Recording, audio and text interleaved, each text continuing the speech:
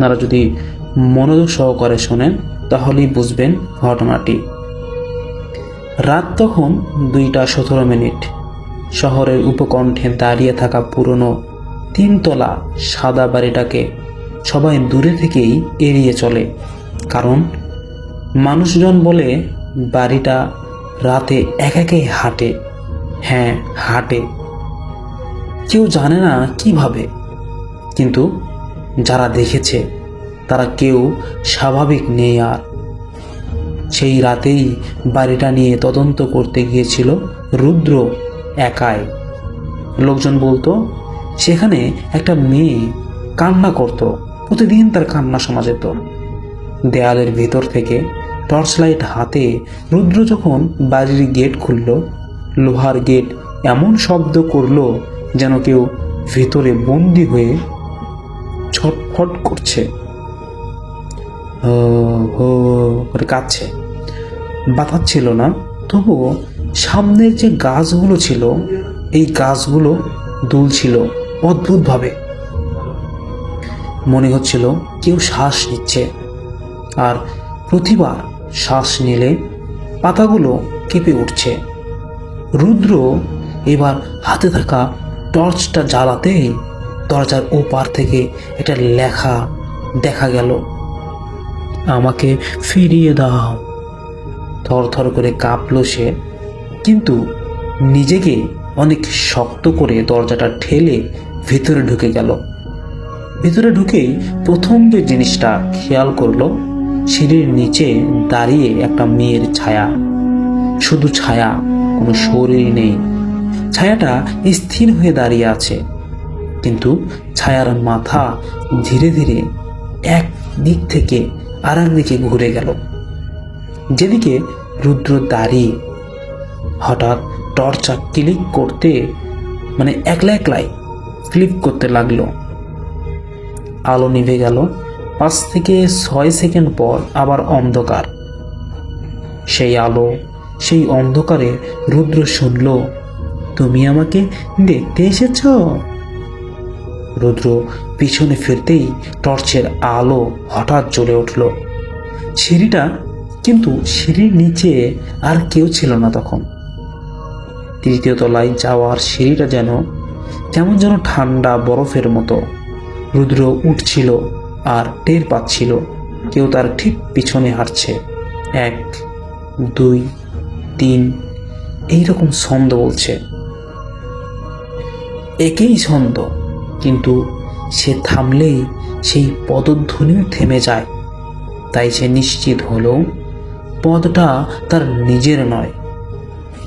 3য় তলাতে পৌঁছে রুদ্র দেখল একটা ঘরের দরজা আধা খোলা। ভিতর থেকে ক্ষীণ আলো বের হচ্ছে। আলোটা লাল, খুবই অম্লান, যেন রক্তের মতো। রুদ্র দরজা ঠেলে খুলতেই সে দেখল ঘরের ঠিক মাঝখানে একটা কাঠের দোলনা। দোলনাটা আস্তে আস্তে খুলছে, কিন্তু সেখানে কেউ নেই। দোলনা দুলতে দুলতেই চিরচির করে শব্দ করছিল, চির চির চির এইরকম করে। একটা ভয়ঙ্কর শব্দ হয় না, জাস্ট বুঝাতে পারলাম না। হঠাৎ সেই দোলনাটা থেমে গেল। রুদ্র টর্চ তুলে ধরতেই দেখল দোলনার একেবারে পাশে একটা মুখ, ফ্যাকাশে, চোখ দুটো কালো, কিন্তু মুখে একটা অদ্ভুত হাসি। মেয়েটা ধীরে বলল, আমি ফিরে এসেছি তোমাকে নিতে। টর্চটা আবার নিভে গেল। অন্ধকারে রুদ্র একটা জিনিস বুঝতে পারল, মেয়েটা এখন তার একেবারে সামনে নাগের ডগায়। তারপর সেই মেয়েটা চিৎকার দিল এমন একটা শব্দে যা রুদ্রর কানের পর্দাটা ফেটে যাবে ভাব। এরপর এমনভাবে ওই মেয়েটি চিৎকার দিচ্ছিল, অর্ধেক মানুষকে যেভাবে ছিঁড়ে ফেলে দেয় সেই রকম একটা শব্দ হচ্ছিল। রুদ্র তখন কথা বলতে পারে না। সেই দিন থেকে, ওইটা দেখার পরে তাকে হাসপাতালে রাখা হলো, কিন্তু সে শুধু ছাদের দিকে তাকিয়ে থাকে, চোখ টিপটিপও করে না।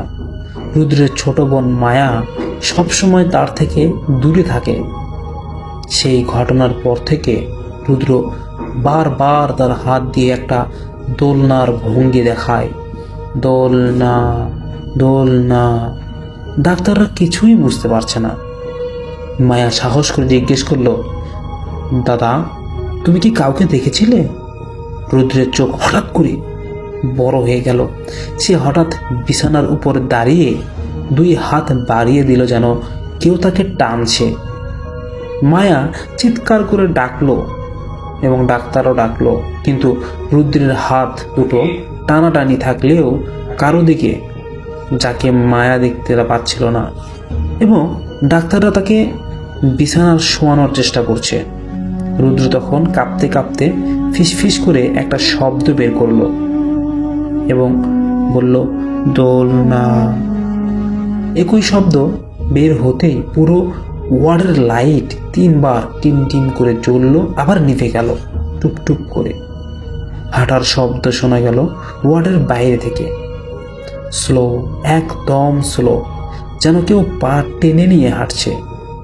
মায়া দরজার দিকে তাকিয়ে দেখল ওয়ার্ডের কাচের ওপারে একটা মেয়ে দাঁড়িয়ে। মুখ দেখা যায় না, চুল ঝুলে আছে, কিন্তু তার 2 চোখের জায়গায় 2টা গভীর কালো গর্ত। আর মেয়েরা আস্তে আস্তে বাঁকিয়ে তাকে এমনভাবে দেখছে, তাকিয়ে আছে রুদ্রের দিকে। হঠাৎ মেয়েটার হাত বাড়িয়ে কাঁচের টোকা দিল, যেমন ঠক ঠক শব্দ হয়, ঠিক সেই রকম শব্দ হচ্ছে এবং কাঁচ ফাটল ধরল। ডাক্তাররা দৌড়ে গেল দরজা খুলতে, কিন্তু দরজা খুলতেই দেখলো বাইরে কেউ নেই। ওয়ার্ডের বারান্দা পুরোই ফাঁকা। ওয়ার্ডের তবুও দূর থেকে কোথাও যেন এক স্পষ্ট মায়াজাল শুনল চিরচির করে। দোলনার শব্দ। মায়ার বুক কাঁপতে লাগলো। সে বুঝলো সে মেয়েটা রুদ্রকে সেই রাতে দেখেছিল। সে এখন ওদের সাথে হাসপাতালেই আছে। রাত বাড়ার সাথে সাথে রুদ্র অদ্ভুত শব্দ করছে, হাসছে, আবার কাঁদছে, কখনো হাত বাড়িয়ে কাউকে টানতে চাইছে। সবাই সব পেয়ে গেছে, কারণ একটাই জিনিস পরিষ্কার এখন, যে সাদা বাড়ির দোলনার মেয়েটা রুদ্রকে ছাড়বে না। আর মায়ার মনে প্রথমবারের মতো মনে হলো রুদ্র একা গেলে সেই বাড়ি আর বাঁচত না। কিন্তু এখন মেয়েটা রুদ্রের সাথে অন্য কাউকে চাচ্ছে, অন্য কাউকে। আর সে অন্য কাউকে খুঁজতে মেয়েটা হাসপাতালের আলোর ছায়ায় হাঁটছে। যাই হোক, প্রথম এবং দ্বিতীয় এপিসোডটা আপনাদের কেমন লাগলো তা অবশ্যই কমেন্ট করে জানাবেন। আজকের মতো এখানেই বিদায় নিতে হচ্ছে। সবাই ভালো থাকবেন, সুস্থ থাকবেন। আসসালামু আলাইকুম। লিসেনার্স, আজকের এই ঘটনাগুলো আপনাদের কেমন লাগলো তা অবশ্যই আমাদেরকে কমেন্টে জানাবেন। আমরা কিন্তু প্রতিনিয়ত এইরকম ঘটনা একের পর এক আপলোড করে যাচ্ছি। আপনাদের ভালোবাসা, আপনাদের এই ভালোবাসার জন্যই কিন্তু আমরা আজ অনেক দূর এগিয়ে যেতে পারছি। যারা ভূত এফএম, যারা এরকম ভয়ঙ্কর ঘটনা, horror story, real horror story, ভূত এফএম এগুলো ভালো বেশি বাসেন, তাদেরকে বলবো ভাইয়া আমার এই চ্যানেলটিতে সর্বদাই এইরকম ভয়ঙ্কর সকল ইমেল এপিসোডগুলো পাবলিশ করা হয়। অনেকেই আছেন যে ভাইয়া আমাদেরকে ঘটনা পাঠাতে চান। আমরা এভাবে বলি যে আমরা অবশ্যই আপনাদের ঘটনা নিব, কেন নিব না, আমাদের তো প্রচুর ঘটনা দরকার। অনেকেই আমাকে হোয়াটসঅ্যাপে ঘটনা দিচ্ছেন, অনেকেই মেইলে ঘটনা দিচ্ছেন। এর মধ্যে আমি বলি কিছু ঘটনা ভাই আপনাদের যেগুলো রেকর্ড হয়নি, আপনারা বলছেন ভাই আমার ঘটনাটি শোনা হলো না। আপনাদের এই ঘটনাগুলো ভাইয়া রিয়েল একটা ভাব নেই। আমি বলবো যাদের সাথে এরকম রিয়েল ঘটনা ঘটে গিয়েছে তারা আমাদের এই ঘটনা পাঠাতে পারেন, আমরা আপনাদের ঘটনাগুলো পড়বো। যাই হোক, সবশেষে আমার যে কথা আপনাদের জন্য থাকবে সেটা হচ্ছে আমাদেরকে বেশি বেশি ঘটনা পাঠাবেন। আমরা আপনাদের ঘটনাগুলো সবার সামনে শেয়ার করব। আপনারও ভালো লাগবে, আমাদেরও ভালো লাগবে। আর এখানে আর একটি সুযোগ রয়েছে, যারা আর কি আমাদেরকে নতুন নতুন ঘটনা এবং নিজের কণ্ঠে পাঠাতে চান তারা অবশ্যই আমাদেরকে মেল করতে পারেন, আমরা আপনাদের ঘটনাগুলো নিব। যাই হোক, ভালো থাকবেন, সুস্থ থাকবেন, দেখা হচ্ছে নেক্সট মেল এপিসোডে। আসসালামু আলাইকুম। বলছিলাম আজকের দিনে এটা আমার আরেকটা ঘটনা, আশা করি আপনাদের এটাও ভালো লাগবে। তো এই ঘটনাটা বলার আগে আমি বলে নিচ্ছি যে আপনারা হয়তো অনেকেই যারা আমার লাস্ট এপিসোডগুলো শুনেছেন আপনারা জানেন যে আমি ময়মনসিংহে বেশ কিছু বছর চাকরির সুবাদে থেকেছিলাম। আর সেই সাথে এটাও বলছি যে ভৌতিকতা যে পেজটা আছে ফেসবুকে, সেখানে সপ্তাহখানেক আগে আমি একটা ভিডিও পোস্ট করি, যেটা আমার ময়মনসিংহের বাসার ছাদ থেকে দিনের বেলা ভিডিওটা করেছিলাম। এবং ভিডিওটা আপনারা যারা দেখেছেন এখানে কিন্তু ইন্ডিকেট করা ছিল, আপনারা হয়তো অনেকে জানেন যে আমার বাসার পাশেই নিচে যে টিন শেডের যে হাফ বিল্ডিং গুলো ছিল, এটা এক ডোমের বাসা ছিল এবং ওইটার পাশে একটা ঝোপঝাড়ের মতো ছিল এবং সামনে ছিল একটা লাশ কাটা ঘর। মূলত পুরোটা এরিয়াই ছিল ময়মনসিংহ বয়েজ মেডিকেল হোস্টেলের ভিতরে। তো আজকে সেই এরিয়া নিয়েই আমার আজকের এই ঘটনা। তো আমি যখন ময়মনসিংহ ছিলাম তখন এই বিল্ডিংটা মানে বাসাটায় আমার থাকা হয় প্রায় 3 বছর। বাসাটা ছিল একবার রুফটপে, ছাদে 2টা রুম নিয়ে। তো সেখানকার বাড়িওয়ালা নানা নানি যিনি যারা ছিলেন ওনারাই মূলত পুরোটা বিল্ডিং দেখাশোনা করতো, আর ওনাদের ছেলেমেয়েরা ছিল দেশের বাইরে। তো যখন আমি বাসা ছেড়ে দিব তার ঠিক 1 সপ্তাহ আগে আমি আমার স্থানীয় যারা বন্ধু বান্ধব আছে ওদের নিয়ে একদিন নিজে আড্ডা দিচ্ছিলাম বাসার নিচেই। তো একজন ফ্রেন্ড আমার বলে ওঠে যে তুই যে বাসায় থাকলি 5 তলায় একা থাকলি আর 3 বছর, তোর ভয় লাগতো না? তাই বললাম যেটা ভয়ের কি আছে, কেন ভয়ের তো কিছু নাই। তো বলছে ভয়ের কিছু নাই মানে কি? তোর এই বিল্ডিং এর পাশেই তো যে ঘেঁষা যে এরিয়াটা বয়েজ মেডিকেল হোস্টেল, এটা তো আজ থেকে 25-30 বছর আগে লাশ কাটা ঘর ছিল, আর তুই এখানে একা থাকতেই বা কিভাবে? আমার কিছুটা কুতূহল হয়। আমি বলি যে কি রে ভাই, লাশ কাটা ঘর ছিল, আমার বাড়িওয়ালা আমার কিছু বললো না, আর আমিও থাকলাম, কই খারাপ কিছু আমি দেখি নাই। তো তখন আমার সেই ফ্রেন্ড বলতেছে, দেখ তোর বাড়িওয়ালা নিজে আছে, উনি তো খুব পরেশগাঁয়ের মানুষ, উনি একসময় ওনার সাথে আমার কথা বলি। ফ্রেন্ডই বলে যে ফ্রেন্ড বলতেছে যে আমি তো এখানকার স্থানীয়, আমি ওনার সাথে একবার কথা বলছিলাম, উনি আমাকে একটা স্টোরি বলছিল, আর তুই পারলে যা ওই ডানের সাথে, তুইও তো অনেক ফ্রিলি কথাবার্তা বলিস, তো তুই যা, উনিও তোকে স্টোরি একটা বলবে, দেখ যা তুই আগে এখানে যা, ওনার সাথে কথা বলিস। তাই আমি আমার ফ্রেন্ডের কথা অনুযায়ী 2-1 দিন পর এই বাসা ভাড়া দিতে যাব, যেহেতু আমার বাসা ছেড়ে দেওয়াই লাগবে। তো আমি বাড়ির নানিকে বলি যে নানি, আমি তো কয়েকদিন পরে বাসা ছেড়ে দিব, বাসা ভাড়াটা নেন, আর আপনার সাথে কিছু কথা ছিল। তো বাড়ির নানি বলে যে ঠিক আছে নাতি, আসো ভিতরে আসো, কথা বলি। তো বাড়ির নানিকে আমি বলি যে নানি কিছু মনে করবেন না, কিছু কথা জিজ্ঞেস করি। তা আপনাদের এখানে কি পাশে কি এটাকে লাশ কাটা ঘর ছিল নাকি কোনো এক সময়? তো নানি বলতেছে যে কেন, কে বলছে তোমাকে এটা? আমি বলি যে স্থানীয় আমার যে ফ্রেন্ড আছে ওর নাম বলি যে ও এটা বলছে। তখন নানি বলে যে ও আচ্ছা আচ্ছা ও বলছে। তো নানি কিছুক্ষণ চুপ থাকার পর বলে যে হ্যাঁ, এটা তো পাশে লাশ কাটা ঘর ছিল, এটা তো অনেক আগে ছিল, কেন কোনো সমস্যা হয়েছে?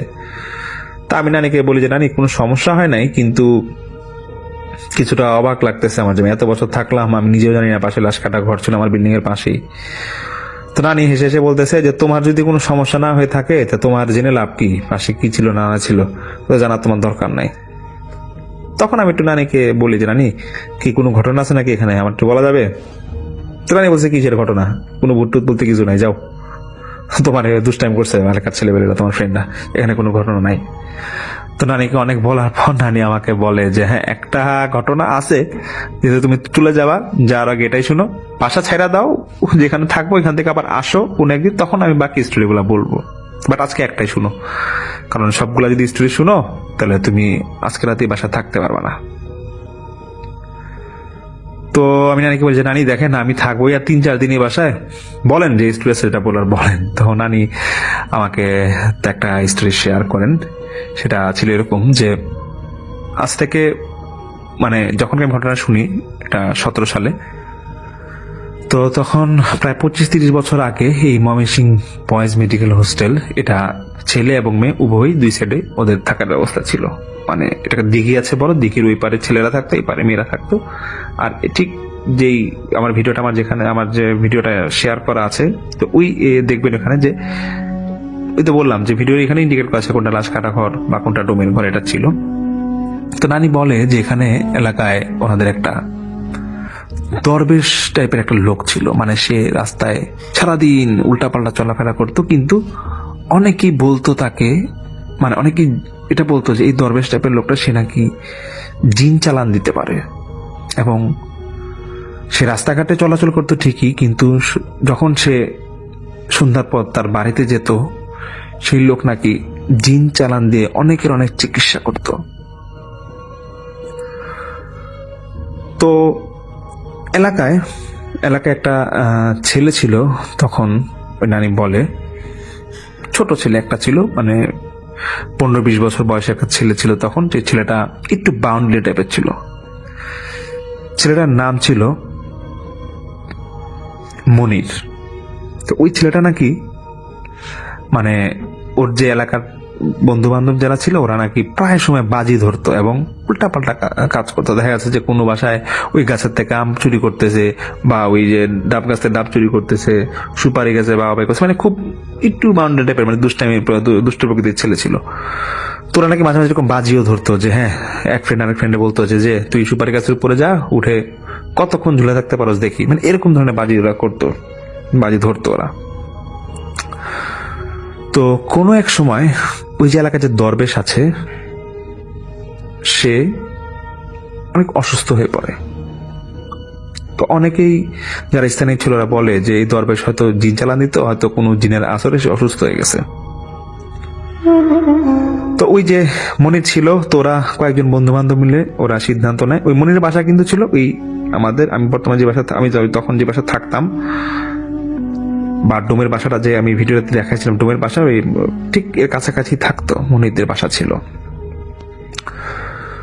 তো মনিররা বন্ধু বান্ধব যারা ছিল ওরা নাকি কোনো এক রাতে ওরা প্ল্যান করে এবং ওরা বলে যে দেখ, আগামীকাল লাশ কাটা ঘরে যে লাশটা আসবে, সেই লাশটাকে যে ছুঁয়ে আসতে পারবে এবং বেশিক্ষণ ধরে লাশটাকে ধরে রাখতে পারবে, মানে হাত দিয়ে টাচ করে রাখতে পারবে, তাকে 1000 টাকা দেওয়া হবে। এবং সেই সময়ের 1000 টাকা কিন্তু অনেক বেশি, মানে এখনকার সময় বলা যায় যে প্রায় 10-15 হাজার টাকার মতো। এরকম মনির একটু সাহস দেখায়, ওর বন্ধু বান্ধব বলে যেটা কোনো ব্যাপারই না, আমি সকাল সকাল আসিস, দেখবো কোন লাশটা আগে আসে, ওই লাশটা আমি ধরে দেখাই দিব, যা। তো আমি সেই লাশ কাটা করে একটা বর্ণনা দিয়ে রাখি। ওটা সিস্টেম ছিল এরকম যে যখন কোনো লাশ আসতো, মানে অ্যাক্সিডেন্টাল কেস বা সুইসাইড কেস, এরকম যদি কখনো কোনো লাশ আসতো, সেক্ষেত্রে ওই চাটি দিয়ে এটাকে বেঁধে লাশ ঘরের বারান্দায় ফেলে রাখতো, এবং যখন ওই পুলিশ ভেরিফিকেশনের কাগজপত্র আসতো, তারপরে এই লাশ ডোম কাটাকাটি করে ডাক্তারকে এটা সে বুঝাই দিত। তো এই কাজগুলো হতো কি, যে সকাল টাইমে বা দুপুর টাইমে লাশগুলো আসতো এবং পুলিশ ভেরিফিকেশন হতে হতে এটা দুপুর বা সন্ধ্যার পর বা শুধু বিকেলের দিকে ওইটা হয়ে যেত আর কি, মানে কাটাকাটিটা ওই দুপুরের পরেই হতো। তো যাই হোক, মনির ওরা এরকম সিদ্ধান্ত নেয় যে পরের দিন ওরা এরকম বাজি ধরে। মনির খুব আগ্রহ দেখা, বলে যে আমি লাশ ধরে দেখাই দিব, তোরা দেখিস। তো সেই রাতেই সেই যে দরবেশ ছিল, সেই যে এলাকায় যে দরবেশ ছিল, সে যে অসুস্থ হয়ে পড়ে বলেছিলাম আগে, তো সে এতটাই অসুস্থ হয় যে নিজের চিকিৎসা করতে যায় জিনের মাধ্যমে। এবং সে একটা সময় তার ফ্যামিলি মেম্বার সবাইকে ওর রুম থেকে বেরিয়ে যেতে বলে সেই দরবেশ, এবং রুমের দরজা নিজে লাগাই দেয়। তো ওর ফ্যামিলি মেম্বাররা ভাবে যে হয়তো আমার বাবা, মানে সন্তানরা ভাবে যে হয়তো আমার বাবা তো এরকম দিন চালা দিতে পারে, হয়তো উনি নিজের চিকিৎসা নিজেই করবে, থাকুক, সময় লাগলে লাগুক, দেখি সুস্থ হোক, তা অসুস্থ হোক, তো যেটাই হোক। তো যেটা হয়, যখন ঘন্টাখানিক হয়ে যায় ওই দরবেশকে নক করার পর দরজা খুলছে না, তারা দরজা ভেঙে দেখে যে সে দরবেশ ফ্যানের মধ্যে ফাঁস দিয়ে ঝুলে আছে, মানে সে সুইসাইড করেছে। এটা এলাকায় জানাজানি হয়ে যায় এবং পরদিন সকালে সেই লাশ কাটা ঘরের প্রথম লাশটাই থাকে দরবেশের, এবং ওই লাশ চাটি দিয়ে বিছায় লাশ ঘরের বারান্দায় ফেলে রাখা হয়। এখানে দরবেশের যে ফ্যামিলি মেম্বাররা ছিল ওরা পুলিশ ভেরিফিকেশনের জন্য ওরা থানায় দৌড়াদৌড়ি করতে যায়। তো মোটামুটি এখানে নিরিবিলি ছিল। তো যেই ডোম লাশ কাটতো তার একটা ছোট ছেলে ছিল। তো ওই ছেলেটা ওই যে মনির বা ওদের যে ফ্রেন্ড সার্কেল ছিল ওদের খুব পরিচিত বা ঘনিষ্ঠ ছিল। তখন ওই মনিরের ফ্রেন্ড সার্কেল ওই ডোমের ছেলেকে বলে যে দেখ, তোর বাপ তো নাই, তোর বাপ আসলে লাশ কাটাকাটি করবে, তো আমরা একটা বাজি ধরছি যে আমাদের মনির আজকে যে লাশটা আছে এটা ধরে দেখাই দিবে। তো ওই ডোমের ছেলে বলে যে দেখ যেটাই করবি আগে আগে করিস, কারণ আব্বা আসলে কিন্তু পরে সমস্যা হবে যদি দেখে তোরা লাশ নিয়ে ঘাটাঘাটি করছিস। তো যেটাই হোক, মনিরের ফ্রেন্ড যারা ছিল তারা নাকি দূরেই দাঁড়ায় ছিল এবং অনেক দূরে দাঁড়ায় ছিল, এবং মনির নাকি এরকম দৌড় দিয়ে গিয়ে সে লাশের কাছাকাছি, লাশ ঘরে রেখে লাশের কাছাকাছি যেতেই টাটিটা একটু খুলে ফেসটা দেখে লাশটাকে ধরে রাখে, এবং অনেকক্ষণ ধরে রাখার পরে তার মানে খুব একটা খারাপ লাগে, মানে খারাপ লাগে বলতে মানে সে নিজের থেকে শরীরে নাকি সে প্রচন্ড ঘামাচ্ছিল, এবং এরকম 5-10 মিনিট সে যখন দাঁড়াচ্ছিল, যতক্ষণ দাঁড়াচ্ছিল তার নাকি বুকে খুব ধরপড়ানি এবং খুব প্রচন্ড ঘামাচ্ছিল, এবং সে নাকি ওইখানেই বসে যায়, মানে ওই লাশ কাটা ঘরের পাশেই হঠাৎ করে বসে যায়, এই লাশটা ধরে যখন লাশটাকে ছেড়ে দেবে তখন হঠাৎ করে বসে যায়। তো ওর বন্ধু বান্ধব যারা ছিল ওরা দূরের থেকে দেখেই মানে বুঝে ফেলে যে মনির হয়তো ভয় অসুস্থ হয়ে গেছে, এবং তারা দৌড় দিয়ে মনির কাছে আসে এবং বলে তো কি হয়েছে, বলছে কিছু হয় নাই। তো তারা সেই মুহূর্তে বলে যে নাকি মনির নাকি সেই মুহূর্তে প্রচন্ড ঘামাচ্ছিল এবং ওর বুক মানে গা পুরা কাঁপতেছিল। তোর বন্ধু বান্ধবরা যারা ছিল ওরা হয়তো তখন বুঝে যে না আসলে কাজটা করা ঠিক হয় নাই, লাশ নিয়ে এরকম কাজটা করা ঠিক হয় নাই, যত টাকার বাজি হোক। যাই হোক, ওরা মনিরকে ওর বাসায় দিয়ে আসে এবং বলে যে ও একটু অসুস্থ হয়ে গেছে, এই জন্য ওকে ধরে ধরে নিয়ে আসলাম, নেন একটু। ওর মনিরকে মাকে বলে যে ওর একটু শোয়ায় দেন ওকে। তো মনিরের মা বলে যে তোমরা সারাদিন ঘুরে বেড়াও, কি করছো আমার ছেলের এই অবস্থা হলো কেন? তো মনির তোর সেন্স আছে, সে বলতেছে যে মা ওরা কিছু করে নাই, আমি হঠাৎ একটু অসুস্থ হয়ে গেছিলাম। তো মনিরের মা খুব বকা দেয় মনিরকে যে তুই কেন এত দৌড়াদৌড়ি করিস বাইরে। তো যাই হোক, মনিরের সে বন্ধু বান্ধব সেদিন মতো চলে যায়। তো ওই বাইরা নানি বলে যে সেদিন ওরা মানে মনিরের নাকি পেটে এমন ব্যথা হয়েছিল যে বাইরা নানি বলে যে আমার বাসার থেকে ধরো কয়েকশো গজ সামনে ছিল মনিরের বাসা, মানে সেই রাতে খুব চিল্লাচিল্লি শুনতাম যে মনি খুব চিৎকার করে কাঁদতেছে যে মা পেট ব্যথা আমাকে বাঁচাও। এবং ওনার মানে বাইরা নানি মানে ওনার হাজবেন্ড নানা বাইরা নানাও নাকি মনিরকে সেই রাতে দেখতে গেছিল, মানে সে পেট ব্যথা এবং রক্ত বমি। তখন মনিরের মা ওর সেই বন্ধু বান্ধব বলে যে আসলে কি হয়েছিল বলতো। তখন পুরোটা ঘটনা বলে যে ও ওইরকম লাশ কাটা ঘরের এখানে গেছিল, এরকম লাশ ধরছে, ওই দরবেশের লাশ ধরছে, তারপর থেকে এরকম। তখন আমার বিল্ডিং এ যে বাড়িওয়ালা নানা ছিলেন উনি নাকি তখন ওই মনিরের মাকে বলে যে দেখো ওই দরবেশ তো জিন চালান দিত, ওর তো শুনছিলাম যখন মারা যায় তখন নাকি ও জিন দিয়ে চিকিৎসা করতে চাইছিল। তো যেটাই হোক, তোমরা পারলে মনিরকে একটু ভালো হুজুর দেখাও, ঝাড়ফুঁক দাও, দেখো ঠিক হয়ে যাবে। এগুলা আসলে অনেক সময় বাচ্চারা ভয় পেলে এরকম হয়।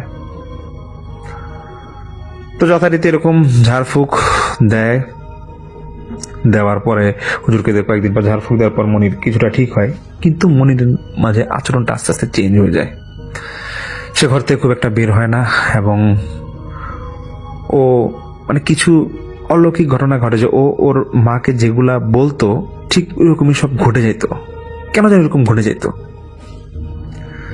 এর একটা এক্সাম্পল নাকি এরকম ছিল, মানে ওই বায়ানানি বলে যে একবার নাকি মনির ওর বাবাকে সকালে বলে যে বাবা তুমি আজকে বাসা থেকে বের হয়ে না, তুমি ঘরে থাকো, তুমি একটা অ্যাক্সিডেন্ট করো, আপনি ঘর থেকে বের হয়ে না, এরকম অনেক রিকোয়েস্ট করে। তো মনিরের বাবা বলে আরে পাগলের মতো কি বলো, আমার কাজ আছে আমি বের হবো। তো এরকম উল্টা ঝাড়ি দিয়ে মনির বাবা নিজে বের হয়। তো ঠিকই সেদিন মনিরের বাবা দুপুরে উনি বাসের একটা অ্যাক্সিডেন্ট করে ওনার বেশ গুরুতর আহত হয়। এটা মানে যখন ঘটে তখন নাকি মনির বাবা খুব অবাক হয়ে গেছিল। তারপরও বিশ্বাস করে না, বলতেছে হয়তো ছেলের মনে টান ছিল যে বাবা যাতে বের না, হয়তো এরকম কারণে ছোট্ট একটা নিজ ঘটনা ঘটছে। আরেকবার নাকি এরকম মনিরের নানা যখন মারা যাবে তখন মনির তার মাকে বলছিল যে মা তুমি নানা বাড়ি চলে যাও, নানা খুব অসুস্থ, কখন কি ঘটে বলা যায় না, তুমি চলে যাও।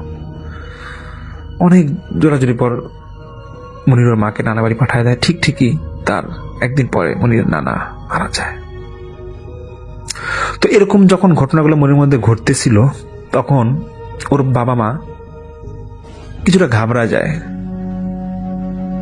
এবং ওরা নাকি এই ওর মনির বাবা নাকি এই পারিয়া নানার কাছে, মানে আমি যে বিল্ডিং এ থাকতাম এই নানার কাছে এসে নাকি বলতো যে দেখেন মনির মধ্যে এই ঘটনাগুলো ঘটতেছে। আগে যেমন ও এরকম বাউন্ডারি টাইপের ছিল, বাইরে খুব ঘোরাঘুরি করতো, এখনো ঘর থেকে একটু বাইর হয় না, একটা ঘরের মধ্যে আবদ্ধ হয়ে বসে থাকে। আর কিছু কিছু ঘটনা আছে ও ঘটার আগে আমাদেরকে বলে দেয়, দেখা যায় ওগুলাই ঘটে। হুজুর তো দেখাইছি, তারপরও বলেন কি করা যায়। সে পারিয়া নানা বলে যে দেখো এটার তো কোনো সলিউশন নাই বা এটা কোনো সমাধান নাই, আমি এখন কি বলবো। হুজুর দেখাইছো, তোমার ছেলে সুস্থ আছে, হয়েছে তো, আর কি চাও। ও যেটা ঘটার ঘটে বলুক, এটা হয়তো ঘটছে আর কি, কোন রকম বলছে, ঘটে গেছে, বাদ দাও ওগুলা, ওগুলা নিয়ে এত টেনশন করো না। তারপর এই মনির একবার নাকি ও স্বপ্ন দেখে যে ও খুব অসুস্থ এবং তার ট্রিটমেন্ট করা হচ্ছে না দেখে সে মৃত্যুর করে ঢলে পড়বে। এবং সে এই জিনিসটাই হুবহু তার মাকে বলে যে মা আমার শরীরটা খুব একটা ভালো না, মানে যখন যেদিন সে স্বপ্ন দেখে তারপরের দিন তার মাকে বলে যে মা আমার শরীরটা ধরে দেখো, আমার শরীরটা খুব একটা ভালো না, জ্বর জ্বর লাগতেছে, আমার হসপিটালে নিয়ে চলো। তখন মনিরের বাবা শুনে বলে যে দেখ তোর একদিন জ্বর হইলো, গতকাল রাতে জ্বর ছিল না, আজকে সকালে বলিস তুই জ্বর হইছে, তোর এখন হসপিটাল নিব কেন, আগে ওষুধ খা, এমনি ঘরে ঠিক হয়ে যাবে, এগুলো নিয়ে তো টেনশন করিস না। কি না কি কাজ করছস কয়েকদিন আগে, এই কারণে তুই ভয় পেয়ে ঘরে বসে থাকস, ঘর বাড়ির থেকে বের হস না, তোর মতো সব আজগুবি আজগুবি জিনিস ঘটতেছে, তুই এগুলো বাদ দে, সুস্থ হয়ে যাবি, তুই ওষুধ খা, সুস্থ হয়ে যাবি।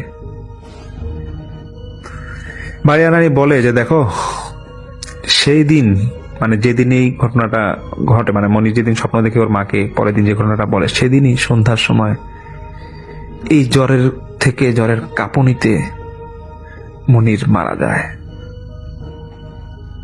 এবং বাড়িয়া নানি বলে যে দেখো এটা ভয়ের ঘটনা কিনা জানি না, কিন্তু মানে একটা আজব একটা ঘটনা এরকম ঘটে যে ছেলেটা ওই লাশটা ধরার পরই ওর মধ্যে এরকম সব ঘটতেছে বা ঘটছিল, এটা আসলেই খুব একটা অলৌকিক ধরনের একটা ঘটনা ছিল।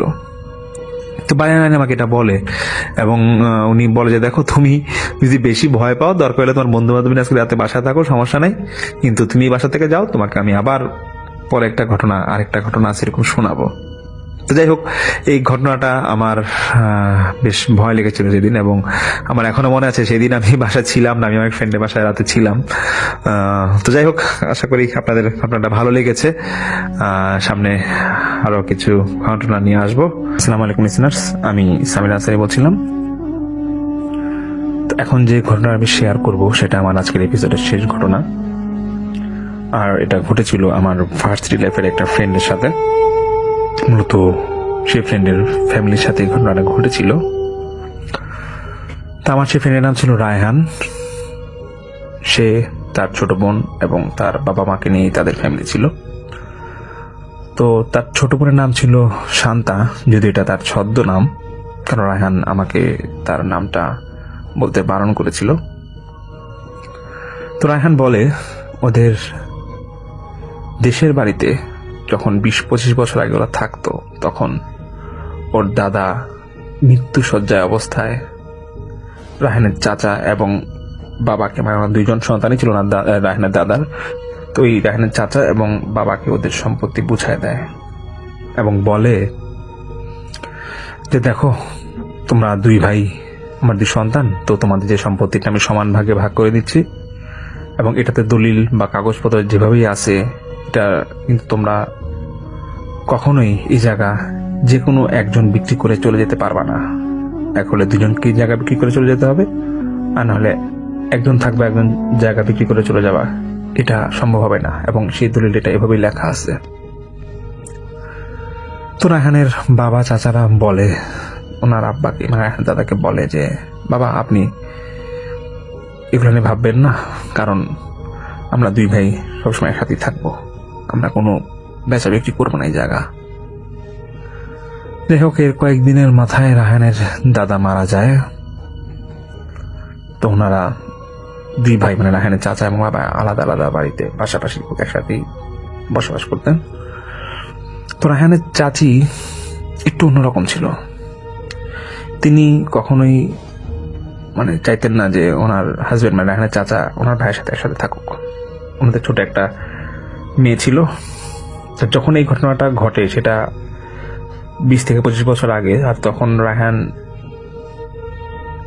ক্লাস 5-6 পড়ে, আর তো ছোট বোন তখন 1-2 বছর বয়স। আর রায়হানের চাচা যে ছোট একটা মেয়ে ছিল এটা ওর বয়স 3-4 বছর। তো রায়হানের চাচি প্রায় সময় ফোর্স করতো ওনার হাজবেন্ডকে যে দেখো এখানে থাকো না, এটা তো গ্রামের সাইডের এলাকা, তুমি জায়গাটা বিক্রি করো, বিক্রি করে আমার বাবার বাড়ির এখানে ভালো জমি আছে, এখানে আমরা কম দামে ভালো জমি পাবো, ভালো বাড়ি করতে পারবো, এখানে চলে যাবো, চলো। তো রায়হানের চাচা কখনো এটা রাজি হতো না, এবং রায়হানের চাচি নাকি প্রায় সময় রায়হানের বাবাকে ফোর্স করতো যে আপনি আপনার ভাইকে বোঝান এখানে আর কয়দিন থাকবে, এই গ্রাম সাইড এরিয়াতে আমার যে ছোট মেয়ে চোখে বড় করতে পারবো না। তো রায়হানের বাবাও খুব রাগ করতো এটা নিয়ে, বলতো যে দেখো এটা আমাদের দুই ভাইয়ের ব্যাপার, এটা নিয়ে তুমি নাক গলাবা না। তো যাই হোক, বেশ কিছুদিন পর মানে রায়হানের চাচা একবার রোড অ্যাক্সিডেন্ট করে, এবং তারপর থেকে তিনি শারীরিকভাবে অসুস্থ হয়ে পড়েন। এবং তখন রায়হানের চাচি আরো জোরালো ভাবে রায়হানের বাবাকে বলে যে দেখেন আপনার ভাই অসুস্থ হয়ে গেছে, এই গ্রামে আশেপাশে কোথাও ডাক্তার পাওয়া যাবে না, আপনাদের জায়গাটা যে জায়গায় আছে এখানে আসলে ডাক্তার পাওয়া যাবে না, আমার বাবার বাড়ি সদরে, এখানে আমরা ভালো চিকিৎসাও করতে পারবো, আর ওর যেহেতু অসুস্থ, শারীরিকভাবে অসুস্থ, চলাচল করতে পারছে না, তো ওখানে যদি একটা জায়গা নেই আর যদি একটা বাড়ি করি এখানে, তাহলে আমার জন্য খুব সুবিধা হয়, আপনার জায়গাটা ইচ্ছা করলে এক হলে আমার হাজবেন্ড নামে লিখেটা আমাদেরটা দিয়ে দেন, আর নাহলে আপনার সম্পূর্ণ এই পুরো জায়গা বিক্রি করে ফেলেন। তো রায়হানের বাবা বলে দেখো এই জায়গা কখনোই ভাগাভাগি করা যাবে না, বিক্রি করলে সবাইকে একসাথে করতে হবে, কিন্তু আমি আমার এই জায়গা বিক্রি করতে পারবো না, যদি সম্ভব হয় আমার ভাই শহরে গিয়ে ট্রিটমেন্ট করে আবার এখানে এসে থাকবে। কয়েক মাস পর রায়হানের চাচা মারা যায়, এবং রায়হানের চাচি বেশ ভেঙে পড়ে, এবং রায়হানের চাচির দিকে তাকায়। রায়হানের বাবা বলে দেখো যেহেতু আমার ভাই মারাই গেছে, তোমারও তো টাকার পয়সার প্রয়োজন, ঠিক আছে এক কাজ করে আমি তোমাকে কিছু টাকা পয়সা দিই, তুমি এগুলো দিয়ে চলো, মানে এগুলো নিয়ে তুমি সংসার চালাও, আর তোমার মেয়েটা বড় হচ্ছে আমি ওর দেখভাল করব। তো রায়হানের চাচি আবারও মানে খুব খারাপ ভাবে বলে যে দেখেন আপনার ভাই তো মরছে এই গ্রামে থেকে, এখন আমাদের এখানে মারেন না, অ্যাটলিস্ট আপনার জায়গাটা বিক্রি করে আমাদের জায়গা বুঝাই দেন। কিন্তু রায়হান বাবা ওই জায়গায় অনড় ছিল, উনি কখনোই বিক্রি করার ব্যাপারে ছিল না। তো রায়হানের চাচির বাবার বাড়িতে ওনার মা নাকি, মানে রায়হানের চাচির আম্মা নাকি প্রায় সময় তাবিজ করতো, এটা রায়হানের মায়ের কাছ থেকে রায়হান শুনেছিল। তো রায়হানের বাবা একটা সময় সিদ্ধান্ত নেয় যে উনি আসলে গ্রাম ছেড়ে উনি শহরের দিকে চলে যাবে, যেহেতু ওনার ছেলে মেয়েরা বড় হচ্ছিল। তো রায়হানের বাবা এরকম সিদ্ধান্ত যখন নেয়, তখন রায়হানের চাচি মনে করে যে হ্যাঁ এখন হয়তো রায়হান জায়গা বিক্রি করে দিবে, কিন্তু রায়হানের বাবা জায়গাটা বিক্রি করে না, উনি অলরেডি শহরে চলে যায়। তো শহরে যাওয়ার আগ মুহূর্তে রায়হানের চাচি রায়হানের বাবাকে আবার রিকোয়েস্ট করে, ভাই আপনি তো চলে যাবেন, জায়গাটা পারলে বিক্রি করে দেন, আর না হলে আমরা খুব অসহায় যাবো, অসহায় হয়ে যাবো, এখানে থাকাটা আমাদের খুব সমস্যা হয়ে যাবে, এবং আমরা তো অসহায়, আমরা কি করব, আমি আর আমার মেয়েই তো আছে। তো অনেক বোঝায় কিন্তু কোনো লাভ হয় না। রায়হানের বাবা বলে যে ঠিক আছে আমি শহরে যাই, আমি চিন্তা করি তারপর আমি জানাবো। তারপর রায়হানরা ঢাকার দিকে এসে পড়ে, এবং রায়হানের চাচি প্রায় সময় যোগাযোগ করে বলতো বা ঢাকায় আসতো, বলতো যে ভাই টাকাটা বিক্রি করেন, কিন্তু তাতে রাজি হয় না। তো একবার রায়হানের চাচি অনেক খাবার দাবার নিয়ে আসে গ্রাম থেকে, মানে সেবার ওই একই অবস্থা, মানে রায়হানের বাবাকে মানে খুশি করার জন্য ফল আনে, গ্রামের থেকে শাকসবজি নিয়ে আসে এবং বলে যে ভাইজান এগুলো আপনার জন্য আনছি, খাওয়া দাওয়া করবেন। ওনার কথা উদ্দেশ্য একটাই যে ঘুরে ফিরে ওই জায়গাটা বিক্রি করতে হবে। এখন এখানে বাবা বলে যে ঠিক আছে আপনি যান, দেশের বাড়িতে আমি দেখি জানাবো। তো এই চাচির যাওয়ার পর থেকেই রায়হানের যে বোন ছিল শান্তা, ও নাকি মানে কেমন জানি হয়ে গিয়েছিল। মানে চাচি কিছু খাবার এনেছিল, শান্তাকে দিয়েছিল, শান্তা খেয়েছে, ওটা মানে মিষ্টি জাতীয় কোনো খাবার এনেছিল। তারপর থেকেই রায়হানের মা দেখে যে ওনার মেয়ে কেমন জানি হয়ে গিয়েছে, মানে আস্তে আস্তে দেখছে, এটা খেয়াল করছে রায়হানের মা। দেখছে যে ওনার মেয়ে খাওয়া দাওয়ার প্রতি খুব একটা আগ্রহ নাই, ভাত খেয়ে দিলে ঠিক মতো খায় না। তখন রায়হানের বোনের বয়স প্রায় 4-5 বছর, আর রায়হানের তো তখন 14-15 বছর বয়স হবে। তো রায়হানের মোটামুটি তখন বুঝ আছে। রায়হান প্রায় সময় অসুস্থ হয়ে থাকতো এবং তার খাওয়ার প্রতি একটা অনীহা ছিল। এবং এই ঘটনাটা ঘটেছিল যখন ওদের বাসায় ওদের চাচি শেষবারের মতো আসে এবং বেশ খাওয়া নিয়ে এসেছিল ওর বোনের জন্য এবং জোর করে খাওয়াইছিল। তো রায়হানের মা যখন এই সমস্যাগুলো দেখতো তখন রায়হানের বাবাকে বলে যে দেখো তোমার মেয়েকে ভাবি যখন খাওয়া এগুলা দিল তারপর থেকেই দেখো বেশ কয়েকদিন হয়ে গেলো তোমার মেয়ে কেমন যেন একটা আচার আচরণ, মেজাজটা কেমন খিটখিট হয়ে গেছে, ও খেতে চায় না, ও আগের থেকে শুকায় গেছে। তো রায়হানের বাবা এগুলো বিশ্বাস করে না, বলে যে দেখো ভাবি কি আনছে বা কি খাওয়া দিছে, তো সমস্যা কি হয়েছে। তো রায়হানের মা বলে দেখো আমি যতটুকু জানি ভাবির বাসার মানে ওনাদের যে মায়ের সাইড আছে ওরা তো তাবিজ না করে, এখন সেই জায়গা সম্পত্তি নিয়ে সমস্যাটা করতেছে নাকি তুমি একটু দেখো। তো রায়হানের বাবা এরকম খুব একটা গুরুত্ব দেয় না। তো মাসের পর মাস যখন এরকম ওনার মেয়ে অসুস্থ হয়ে যাচ্ছে বা অসুস্থর দিকে চলে যাচ্ছিল তখন রায়হানের বাবা একজন ভালো আলেমের কাছে যায় এবং সে আলেমকে পুরোটা ঘটনা খুলে বলে। তা আলেম বলে যে দেখেন হয়তো কিছু তাবিজ ডোনা করছে, কিন্তু কে করছে এটা হয়তো আপনারা ভালোভাবে জানেন, তো এটা আমি আর নিজে থেকে বলবো না। তো আপনারা চেষ্টা করেন যে তার মাধ্যমে এই তাবিজটার বান খোলানোর জন্য, কারণ এটা যে কবিরাজকে দিয়ে তাবিজটা করা হয়েছে আমি বুঝতে পারছি যে সেই লোকটা সুবিধার না, খুব খারাপ ভাবেই তাবিজটা করা হয়েছে। এই জন্য আমি আলেম, আমি নিজেও এটা বানটা খুলতে পারতেছি না, এবং যদি সম্ভব হয় দ্রুত আপনার মেয়ের এই সমস্যাটা মানে এই বানটা যে তাবিজটা করছে এটা একটু ছোটানোর ব্যবস্থা করেন। এরপরে রায়হান বলে যে ওর বাবা নাকি বেশ কয়েকটা আলেম হুজুরকে দেখিয়েছিল, কিন্তু ম্যাক্সিমাম হুজুর এবং আলেমরা একই কথা বলে যে যেটা তাবিজ করছে তাকে বুঝান, তার মাধ্যমে এই তাবিজটা খোলান বা বানটা খোলান। তো রায়হানের বোন আস্তে আস্তে যখন এরকম মানে অসুস্থ হয়ে যাচ্ছিল, তো একটা হুজুর নাকি বলেছিল যে দেখেন এমন হতে পারে যে হ্যাঁ আমি ওকে একটা পানি পড়া দিচ্ছি, ও কিছুদিনের জন্য হয়তো সুস্থ হবে, তো আপনারা এর মধ্যেই দেখেন যে আপনারা যাদেরকে যাকে সন্দেহ করছেন যে তাবিজ করছে তাকে বোঝানোর চেষ্টা করেন যাতে তাবিজটা খুলে ফেলা হয়। তো সে সময় রায়হানের মা রায়হানের বাবাকে বলে দেখো অনেক তো হয়েছে, তোমার মেয়ে বা তোমার সন্তান তো আগে, তোমার জায়গা সম্পত্তি পরে, তুমি জায়গা সম্পত্তি বিক্রি করে দাও। তো রায়হানের বাবাও একটু চিন্তা পড়ে যায়, বলে পৈতৃক সম্পত্তি গ্রামে একটাই আছে, এখন ভাবি কি বলে কোনোভাবে এটা সমাধান করা যায় নাকি, তাবিজটা বা বানটা খোলা যায় নাকি। তো রায়হানের বাবা এবং মা রায়হানের বোন এবং রায়হানকে নিয়ে একবার গ্রামে যায় এবং সেই ওনার মানে রায়হানের চাচিকে ডাকে, অনেক বুঝায় বলে চাপা আপনি কিরকম মানে আপনি জানা মতে কি এখানে তাবিজ করে বলে ঘুরায়, মানে অনেকভাবে ঘুরায় অনেকে বুঝায় যে আসলে কি আপনি তাবিজটা করছেন, করলে ওর বানটা খুলে দেন। এতে ওর চাচি অনেক রেগে যায় এবং প্রায় অপমান করে পারলে বাসা থেকে তাড়ায় দেয় এমন একটা অবস্থা। তো এটাতে রায়হানের বাবা আরো মানে টেনশনে পড়ে যাবে, এখন কি করবে রায়হানের বোনকে নিয়ে। কিন্তু যে হুজুরগুলো দেখিয়েছিল ওটা ঠিকই বলেছিল তাবিজ করা হয়েছে এবং কোনো খাওয়ার মাধ্যমে তাবিজ হয়েছিল, মানে সেটা খাওয়াই দিয়েছিল তাবিজ হয়েছে। যাই হোক আস্তে আস্তে রায়হানের বোনও বড় হচ্ছে, কিন্তু ও আগের থেকে ওর কিছুটা ইমপ্রুভ হচ্ছে, কিন্তু ওই হুজুর পানি পড়া দিয়েছিল, এটা খেলে হয়তো কিছুদিন মধ্যে ঠিক হতো। এখন রাহানের বোনের বয়স প্রায় 8-10 বছর হয়ে গিয়েছে।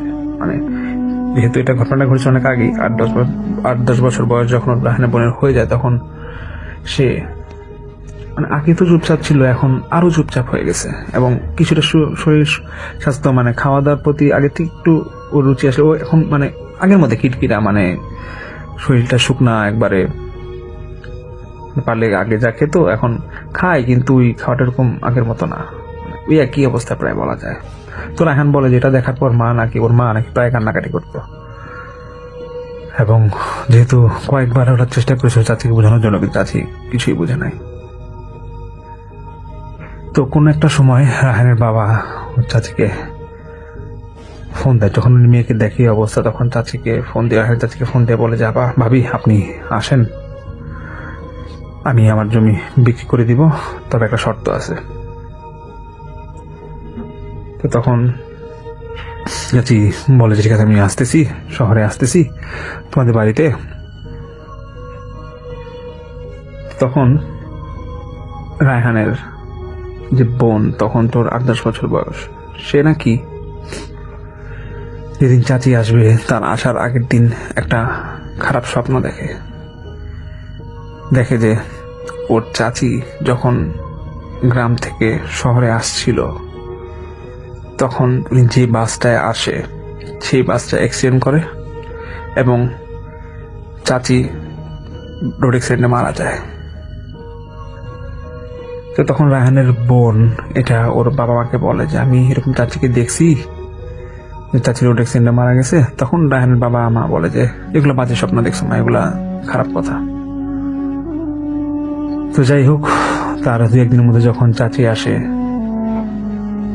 চাচিকে সুস্থ অবস্থায় চাচি বাসায় আসে, এবং রায়হানের বাবা বলে যে ভাবি দেখেন, আমি আমার সম্পত্তি বিক্রি করে দিব, আপনাদের ভাগ্য বুঝাই দিব, কিন্তু আমার একটাই রিকোয়েস্ট, আপনি আমার মেয়েকে তাবিজ করছেন আমি জানি, এই তাবিজের বানটা আপনি খুলেন, নাহলে ও আর সুস্থ হবে না। তো রায়হানের চাচি বলে যে দেখো, আমি কোনো তাবিজ করি নাই, আর আগে জমি বিক্রি করো, তারপরে দেখা যাবে কি হয়। তখন রায়হানের মা এবং রায়হানের বাবার একটু সন্দেহ লাগে, যেহেতু ওনার মানে রায়হানের চাচি বলেছে যে আগে জমি বিক্রি করো তারপর দেখা যাবে। তখন ওনারা যেটা করে যে বলে আচ্ছা ঠিক আছে, আমরা জমি বিক্রির ব্যাপারে আগাচ্ছি, আপনি বাড়ি যান, আপনাকে যা বললাম একটু মাথায় রাখেন। উনি যেদিন বাড়ি যাবে ঠিকই উনি যাওয়ার পথে রোড অ্যাক্সিডেন্ট করে এবং ওনার যে অবস্থা হয়, সেই মুহূর্তে ওনাকে দ্রুত ঢাকা মেডিকেলে ভর্তি করা হয়। ওনার সন্তান মেয়ে আসার পর ও কান্নাকাটি। তো রায়হানের বাবা ওনার মেয়েকে মাথায় হাত বুলে বলে দেখো মা, যা হওয়ার হয়েছে, আমরা তো আছি, টেনশন করো না, তোমার মা সুস্থ হয়ে যাবে, অনেক সান্ত্বনা দেয়। তখন এমন একটা অবস্থা দাঁড়ায় যে রায়হানের মা একদিক দিয়ে ভয় ছিল যে এক্সিডেন্ট করছে, আল্লাহ না করুক, যদি খারাপ কিছু হয়ে যায়, যদি মারাই যায়, তাহলে সেক্ষেত্রে তো ওনার মেয়ে আর কখনো সুস্থ হবে না। আবার এদিক দিয়ে রায়হানের বাবাও চিন্তা করতেছে যে না, কষ্ট লাগে রায়হানের বাবার যে আসলে একা মেয়েটা পড়ে থাকবে, বাবা মানে ওনার ভাতিজির জন্য কষ্ট লাগে যে বাবাটাও মারা গেছে ছোটবেলায়, এই মাটা যদি কিছু হয় তাহলে তো এই ভাতিজিটা একা পড়ে থাকবে। তো তখন রায়হানের মা, ওনার কিছু করার থাকে না, উনি ওনার ভাবিকে মানে রায়হানের চাচিকে কয়েকদিন সেবা শুশ্রূষা করে। একটা পর্যায়ে রায়হানের চাচি মানে কিছুটা উনি মনে হয় গিলটি, উনি মানে রায়হানের মা বলে যে কিছুটা মনে হয় গিলটি ফিল করে, এই জন্য একদিন অসুস্থ অবস্থায়, হসপিটালে থাকা অবস্থায় একদিন রায়হানের চাচি উনি রায়হানের মাকে ডেকে বলে হসপিটালের মধ্যে, দেখো আমি আসলে ভুল করছিলাম, আমি অনেকদিন অনেক বিষয়ে অহংকার করছি, আর মোট কথা হচ্ছে আসলে আমি একটা কবিরাজ দিয়ে, গ্রামের কবিরাজ দিয়ে, আমার বাড়ির এখানে একটা কবিরাজ থাকে, কবিরাজকে দিয়ে তোমার মেয়েকে তাবিজ করছিলাম, মানে যতটুকু করছিলাম, এখন আমার তো অবস্থা ভালো না, হয়তো আমি বাঁচি না মরি তা কিছুই বলা যায় না, যদি সম্ভব হয় তোমরা দ্রুত একটা ঠিকানা দেয় বলে এই কবিরাজের কাছে যাও এবং আমার কথা বলবা, এবং কবিরাজকে বললেই হবে কবিরাজ তোমার মেয়ের জাদুটো না যা বা যে তাবিজ করে সেটা উনি ছুটা দিবে। আমার কথা বললেই হবে।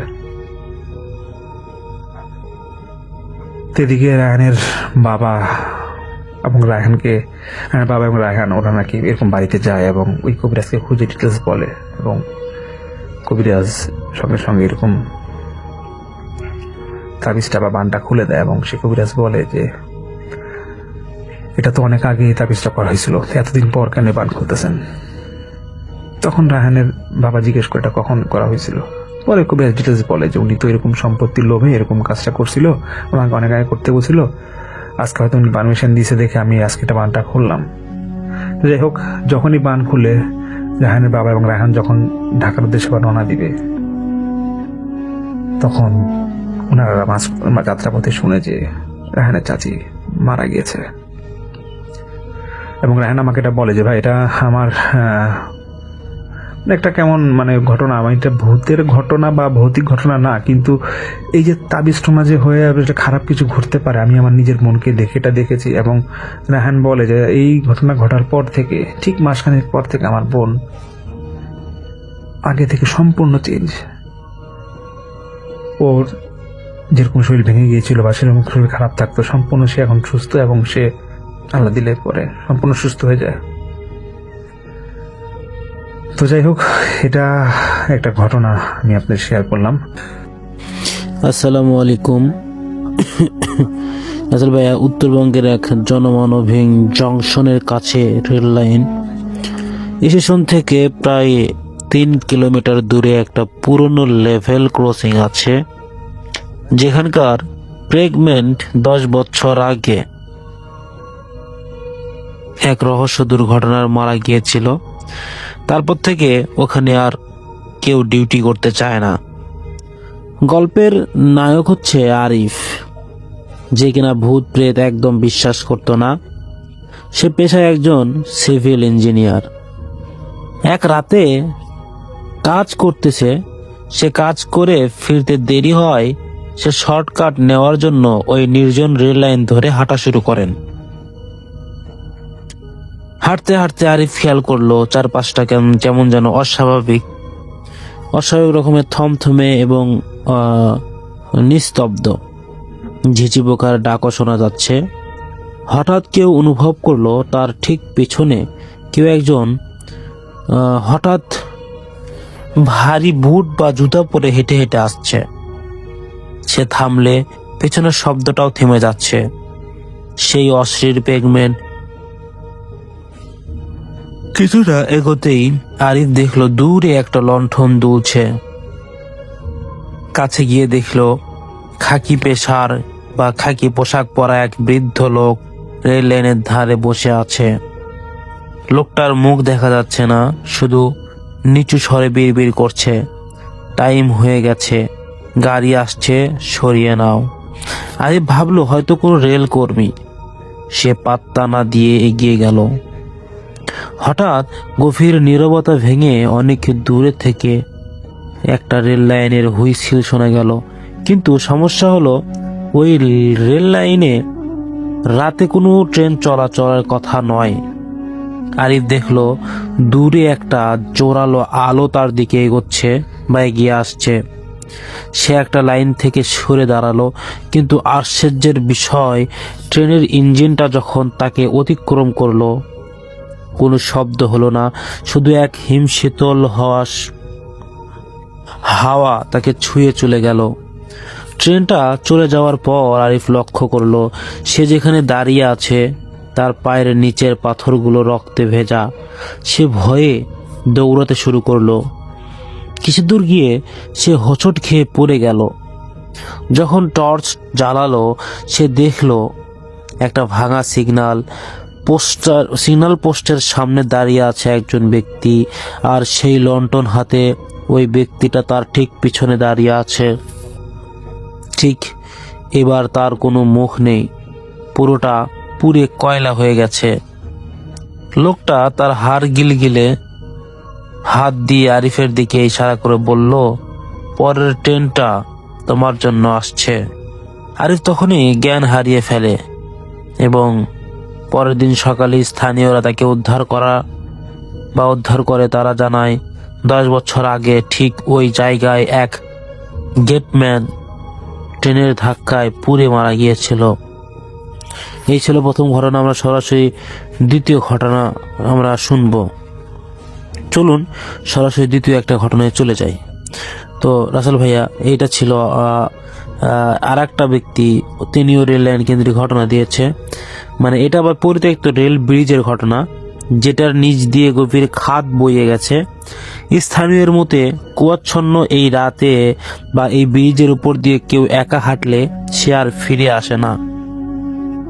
মূলত গল্পের নায়ক সোহেল, সে তার এক বন্ধুর সাথে বাজি ধরেছে সে যে রাত 12টায় ওই পরিত্যক্ত ব্রিজের মাঝখানে গিয়ে সেলফি তুলে আসতে পারবে। সেই এইরকম একটা বাজি কেন্দ্রিক ঘটনা। সোহেল যখন ব্রিজের উপর দিয়ে হাঁটছে, মানে তিনি চ্যালেঞ্জ অ্যাকসেপ্ট করে যাচ্ছে সেখানে। আচ্ছা, তারপরে তিনি যখন চ্যালেঞ্জ অ্যাকসেপ্ট করলো, যখন যাচ্ছে রেলের উপর দিয়ে ওই জায়গায় যাচ্ছে, তখন তার চারপাশ ঘন কুয়াশায় ঢাকা, শুধু তার টর্চের আলোয় কুয়াশা দেখা যাচ্ছিল। আর কুয়াশা ধাক্কা দিলে, মানে কুয়াশার দেয়ালে ধাক্কা খেয়ে ফিরে আসতে যাচ্ছিল। এর মধ্যে ধাক্কা খেয়ে ফিরে আসছে, হঠাৎ তার মনে হলো ব্রিজের নিচের দিক থেকে কেউ লোহার পাতের উপর হাতুড়ি দিয়ে ঠং ঠং ঠং করে পিটাচ্ছে, যেন কেউ ব্রিজটা মেরামত করছে। মাঝপথে পৌঁছে সোহেল সেলফি তোলার জন্য মোবাইল বের করলো। ক্যামেরার স্ক্রিনে সে যা দেখলো তাতে তার রক্ত হিম হয়ে গেল। ফোনের ফ্রন্ট ক্যামেরায় দেখে যাচ্ছে তার ঠিক কাঁধের উপর দিয়ে একটা সাদা ফ্যাকাশে হাত বেরিয়ে আসছে, কিন্তু বাস্তবে সোহেলের পাশে কেউ নেই। সোহেল ভয়ে দৌড়ে ফিরে আসতে চাইলো, কিন্তু সে খেয়াল করলো ব্রিজটা যেন শেষই হচ্ছে না। সে যত দৌড়াচ্ছে ব্রিজের দৈর্ঘ্য ততই বেড়ে যাচ্ছে। হঠাৎ সে দেখলো তার সামনে একটা ছোট বাচ্চা রেল লাইনের উপর বসে পাথর নিয়ে খেলছে। এই মাঝরাতে বাচ্চা দেখে সোহেল থমকে দাঁড়ালো। সোহেল যখন বাচ্চাটির কাছে গিয়ে জিজ্ঞেস করলো, খোকা তুমি এখানে কি করছো? বাচ্চাটি মুখ না ঘুরিয়েই উত্তর দিল, বাবা বলছিল আমাকে নিতে আসবে, কিন্তু ট্রেনটা তো আমাকে নিয়ে গেল না, শুধু আমার পা দুটো নিয়ে গেল। এই কথা শুনে সোহেল নিজ দিকে তাকিয়ে দেখলো বাচ্চাটির কোমর পর্যন্ত নিচে কিছু নেই, সে বাতাসের উপর ভেসে আছে। বাচ্চাটি এবার ধীরে ধীরে সোহেলের দিকে ঘুরে তাকালো। তার চোখ নেই, শুধু দুটো শূন্য কোটর দিয়ে কালো তরল গড়িয়ে পড়েছে। সে সোহেলের হাত শক্ত করে ধরে বলল, তুমি আমার সাথে খেলবে? ওই দেখো ট্রেন আসছে। ওই দূরে একটা তীব্র আলো আর ট্রেনের চাকার বিকট শব্দ শোনা গেল। অথচ ওই লাইনে গত 20 বছর কোনো ট্রেন চলেনি। পরের দিন সকালে ব্রিজের উপর শুধু সোহেলের মোবাইলটা পাওয়া যায় এবং ফোনের শেষ সেলফি। সোহেল সাথে একা নেই সেখানে, পিছনে তার স্পষ্ট একটা দঙ্গল মানুষের ছায়া দেখা যাচ্ছিল। তাদের সবারই শরীর কোনো না কোনোভাবে ক্ষত বিক্ষত। এই ছিল ঘটনা রাসেল ভাইয়া। 2টা ঘটনা ছিল, আমি পড়ে দিলাম। যদি ভালো লাগে অবশ্যই শেয়ার করবেন। ধন্যবাদ। আসসালামু আলাইকুম। আসসালামু আলাইকুম লিসেনার্স, যারা সম্পূর্ণ ঘটনা শুনলেন তাদেরকে অসংখ্য ধন্যবাদ। আমরা প্রতিদিন এই চ্যানেলের মাধ্যমে এইরকম ভয়ঙ্কর সকল এপিসোড অথবা বাছাই করা ঘটনাগুলো কিন্তু তুলে ধরি। আপনারা যদি আমাদের এই ধরনের ঘটনাগুলো পছন্দ করেন তাহলে অবশ্যই আমাদেরকে একটু শেয়ার করবেন, জানাবেন যে আমাদের ঘটনা আপনাদের কাছে কেমন লাগছে। আমরা আসলে যদি আপনাদের কমেন্ট পাই তাহলে একটা জিনিস কি আমরা বুঝতে পারি যে আপনারা এই ধরনের কন্টেন্ট পছন্দ করছেন। তাই আপনারা একটু কমেন্ট করবেন, কে কোথা থেকে দেখছেন এইটা একটু কমেন্ট করবেন। যাই হোক, আপনারা যদি আরজে রাসেল ভাইয়া, ডক্টর আলিফ ভাইয়া, আফনান ভাইয়া, বাবু ভাইয়া সহ আরো অনেকের ঘটনা, যারা ভৌতিক আর্টিস্ট ভয়ঙ্কর সকল ঘটনাগুলো বলে, তারা একটু আমাদেরকে নক দেবেন এবং বলবেন যে ভাইয়া আমরা পরবর্তী দিনে এই মানুষের বা এই ভাইয়ার কণ্ঠে ঘটনা শুনতে চাই, তো আমরা সরাসরি তার কণ্ঠে ঘটনা নিয়ে চলে আসব। তো যাই হোক, আমি সর্বোপরি একটা কথা বলবো, অনেকেই আমাদেরকে মেইল পাঠাচ্ছেন ঘটনা তাদের বলার জন্য এই চ্যানেলের মাধ্যমে। তো ভাইয়া, আপনারা যে ঘটনাগুলো দিচ্ছেন, এই ঘটনাগুলো যে কালেক্টেড ঘটনা, এটা কিন্তু আমরা পড়েই বুঝতে পারি, তাই অনেকজনের ঘটনা কিন্তু আমরা পড়ি না। তো আরো অনেকেই দেয় যাদের সাথে আসলে বাস্তবে ঘটে গিয়েছে ঘটনাগুলো, সে একটু বিশ্বাস করা যোগ, বিশ্বাস হওয়ার মতো সেই ঘটনাগুলো কিন্তু আমরা প্রতিদিন কালেক্ট করে পড়তেছি। যাই হোক, আপনারা একটু আমাদেরকে জানাইবেন যে আপনারা কোথা থেকে কে দেখছেন, তাহলে একটু ভালো লাগবে। আমরা প্রতিনিয়ত আপনাদের জন্য ভয়ঙ্কর ঘটনাগুলো মেকিং করে যাব, আর বাছাই করা প্রত্যেক দিনের ঘটনাগুলো আপনাদের কেমন লাগে তা জানাবেন। চ্যানেলে নতুন কেউ আসলে, আগে থেকে যারা আছেন তাদেরকে অসংখ্য ধন্যবাদ, কিন্তু নতুন কেউ আসলে আমাদেরকে একটু কমেন্ট করে জানাবেন এবং বলবেন যে আমাদের ঘটনাগুলো কেমন, কারণ নতুন দর্শকরা এসেছে, তারা যদি স্যাটিসফাইড না হয় তাহলে কেমন একটা বিষয় হয়ে গেল না। তো আপনারা সেই ঘটনা আমাদের কমেন্ট করলে আমরা সেই কমেন্টের অনুযায়ী আরো ভালো এবং ভয়ঙ্কর ঘটনাগুলো নিয়ে আসবো। তো আজকের মতো এখানেই বিদায় নিতে হচ্ছে। সবাই ভালো থাকবেন, সুস্থ থাকবেন। দেখা হচ্ছে নেক্সট কোনো ইমেল এপিসোডে। চ্যানেলে নতুন হয়ে থাকলে সাবস্ক্রাইব করবেন পরবর্তী ঘটনা শোনার জন্য। ধন্যবাদ। আসসালামু আলাইকুম। এটা আমাদের ঢাকা লালবাগেরই, জি, সেটা এখানে একটা মাদ্রাসা বয়স্কদের রাত্রিবেলায় আরবি শেখানো হয়। তো রাত 10টার দিকে সেই বয়স্কদের নিয়ে আরবি পড়াতে বসায়। তো সেইখানে একজন বয়স্ক বৃদ্ধ লোক আরবি শিখতে আসে। তো উনিও খুব হাজি সাহেব, খুব ভালো, উনি আরবি শিখে এবং বিশেষ করে ওনার সাথে যে উস্তাদ যে আরবি শিখায় তার সাথে এমন একটা ভালো সম্পর্ক হয়ে গেছে, খুব কাছের মতো, এবং তার ফ্যামিলির সাথে মিশে গেছে। তো বিশেষ ওনাকে একটু প্রাইভেট আলাদা নিজে জি, ইসলাম শিক্ষার ভিতরে জ্ঞান অর্জনের জন্য তাকে নিজ বাড়িতে কিছু আলাদা সময় দেওয়া হতো। জি, তো এখানে বিশেষভাবে যখন উনি ওনার বাড়িতে আরবি শিখতে যান, ইসলাম শিখতে যান, ওনার উস্তাদজির কিছু কিছু যে সমস্যা বাড়িতে ছিল, উনি যাওয়ার পর থেকে কিছু অনেকগুলো সমস্যার সমাধান আপনার থেকে হতে লাগলো। জি, তো প্রথম সমস্যাটা উস্তাদজির ছিল, ওনার একটি বড় মেয়ে খাদিজা, বিশেষ উনি মাদ্রাসার একজন শিক্ষিকা ছিলেন, আলেমা, ওনার বিবাহ হইতো না। ওই হাদিস সাহেব যাওয়ার পরে ওই মেয়েটার বিবাহ খুব দ্রুত হয়ে যায়।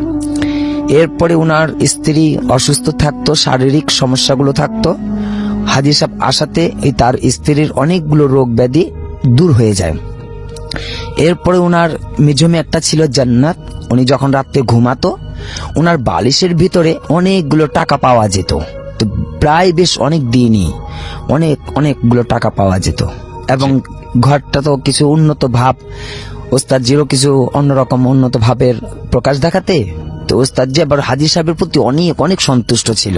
জি, তো এইবার ঈদের ছুটিতে, মাদ্রাসা ছুটিতে, ওস্তাদজির বাড়ি ছিল চাঁদপুর, উনি এখানেও ওনার মহিলা মাদ্রাসা আছে। তো উনি ছুটি বাড়িতে তার পরিবারকে সবাইকে নিয়ে সেই দেশে বাড়িতে যান বেড়াতে।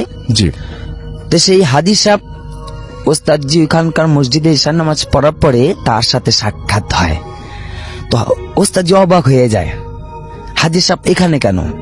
উনি তো ঢাকায় আমাদের কাছে বয়স্ক লোকদের সাথে আরবি পড়তে বসে, বা আমার ফ্যামিলিতে ঢাকায় আসে, জি। কিন্তু উনি চাঁদপুরে এই রাত্রে ঈশার নামাজ পড়ে আমার মসজিদে।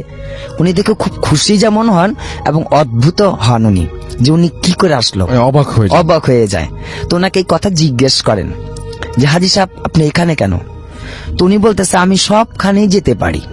আচ্ছা, তো সেটা আবার ওস্তাদজি মাথা ভিতরে আনেনি যে উনি কথাটা কেন বলতেছে যে আমি সবখানে যেতে পারি। হাজি সাহেব বলতেছে আমি সব জায়গায় যেতে পারি, সব জায়গায় আমার যাওয়া যায়। তো বলছে ঠিক আছে আপনি আসছেন, আমার বাসায় আসেন, বেড়াই দিয়ে যান। তো ওস্তাদজির ঘরে নিয়ে যাওয়া হয়, সেখানে উনি কিছুক্ষণ কথাবার্তা বলে, এবং তার মাদ্রাসাতেও, যে মাদ্রাসা মহিলা মাদ্রাসা আছে সেখানে নিয়ে বসায় দফতরে। জি, কিন্তু ঘটনা হঠাৎ রাত্রিবেলায় যেটা ঘটে, জান্নাত অর্থাৎ মেজো মেয়েটাকে খুঁজে পাওয়া যাচ্ছিল না। হাজি সাহেবও সেখানে নেই, এবং তার মেজো মেয়ে উনিও নেই। সে জান্নাতকে খুঁজে না পাওয়াতে ওস্তাদের কাছে খবর আসলো যে আমরা খুঁজে আশপাশে তার আত্মীয় স্বজন সব বাড়িতে তালাশ করলাম, রাত হয়ে যাচ্ছে, মেয়েটাকে তো খুঁজে পাচ্ছি না। জি, তো ওস্তাদজিও হলো যে হাদি সাহেবকে তো বিদায় যাওয়ার আগে তো দেখলাম না, তো হাদি সাহেবও নেই, ওনার মেয়েটাকেও তালাশ করতে যাচ্ছে না। তো হাদি সাহেবের আবার একটি মাসালা জানা ছিল, সেটা হচ্ছে সূরা ওয়াদ-দুহা এক বসায় 2000 বার পড়লে নিখোঁজ ব্যক্তির সন্ধান মেলে। আচ্ছা, তো ওস্তাদজি অজু করে সেই দুহা সূরাটা পড়া শুরু করে দিল। যখন পড়তেছিল বেশ সম্ভবত কয়েকবার পড়াতেই নাকি সেই জিন অর্থাৎ হাদি সাহেব জি, উনি হাজির হয়ে গেলেন। হাজির হয়ে বলতেছেন, ওস্তাদজি আপনি কেন চিন্তিত হচ্ছেন, আপনি পরেশান কেন, আপনার মেয়েটাকে আমি নিয়ে গেছি। এই কথা শোনার সাথে সাথে ওস্তাদজি নাকি উনি অজ্ঞান হয়ে যান, অচেতন হয়ে যান। তখন তার ফ্যামিলি সবাই আসে, আসার পরে পানি দেয়, এবং যখন সে চোখটা খুলে জ্ঞানটা ফিরে আসে তখন এই ওস্তাদজি বলে সবাইকে, এই তোমরা এখন কেউ আমার মেয়েকে নিয়ে ভাবনা না, কেউ আমার মেয়েকে খোঁজো না, আমি বুঝতে পারছি কি হয়েছে, তোমরা তোমাদের কাছে থাকো, আমি পরে দেখবো। ওস্তাদজি এই শুধু এই কথাটুকু বলার পরে রাত্রিতে সে অজু করে মানে 2 রাকাত নামাজ পড়ে আল্লাহ সাহায্য নেন।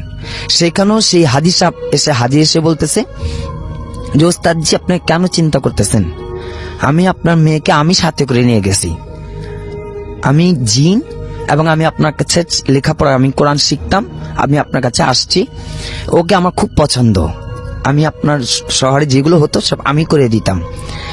তো বলতেছে আপনি এখন ঢাকায় ফিরে যান, ওই ঢাকা ফিরে গেলে আমি সেইখানে আপনার মেয়েকে ফিরিয়ে দেব। তো ওস্তাদজি বলতেছে এটা কেমন, তুমি অনেক বয়স্ক। তখন জিজ্ঞেস করলো তুমি কার সাথে কিভাবে থাকলা, কি কোথায় আসো। তখন সেই উনি বলতেছে যে আমার নাম রফিকুল্লাহ। সেই জিনটা বলতেছে যে আমার সামনে নাম, এগুলো? হ্যাঁ হ্যাঁ, বলতেছে যে রফিকুল্লাহ এবং আমার মাও আমার সাথে থাকে এবং 900 বছর বয়স, উনি অনেক বড় আলেম, অনেক ভাষা জানেন। এরপরে উনি বলতেছে আপনি যদি ঢাকা ফিরে যান সেখানে আপনি আপনার মেয়েটাকে ফিরিয়ে দেব। তো ওস্তাদজি দিনের বেলাতে কাউকে ওনার পরিবারকে বলেন তোমরা আইসো, আমি এখন ঢাকায় চলে যাই। উনি ঢাকায় আসেন, আসার পর ওনার মাদ্রাসাতে খুলে যখন আসেন তখন রাত্রিবেলা তার মেয়েকে ছাদ উপরে দিয়ে যাওয়া হয়।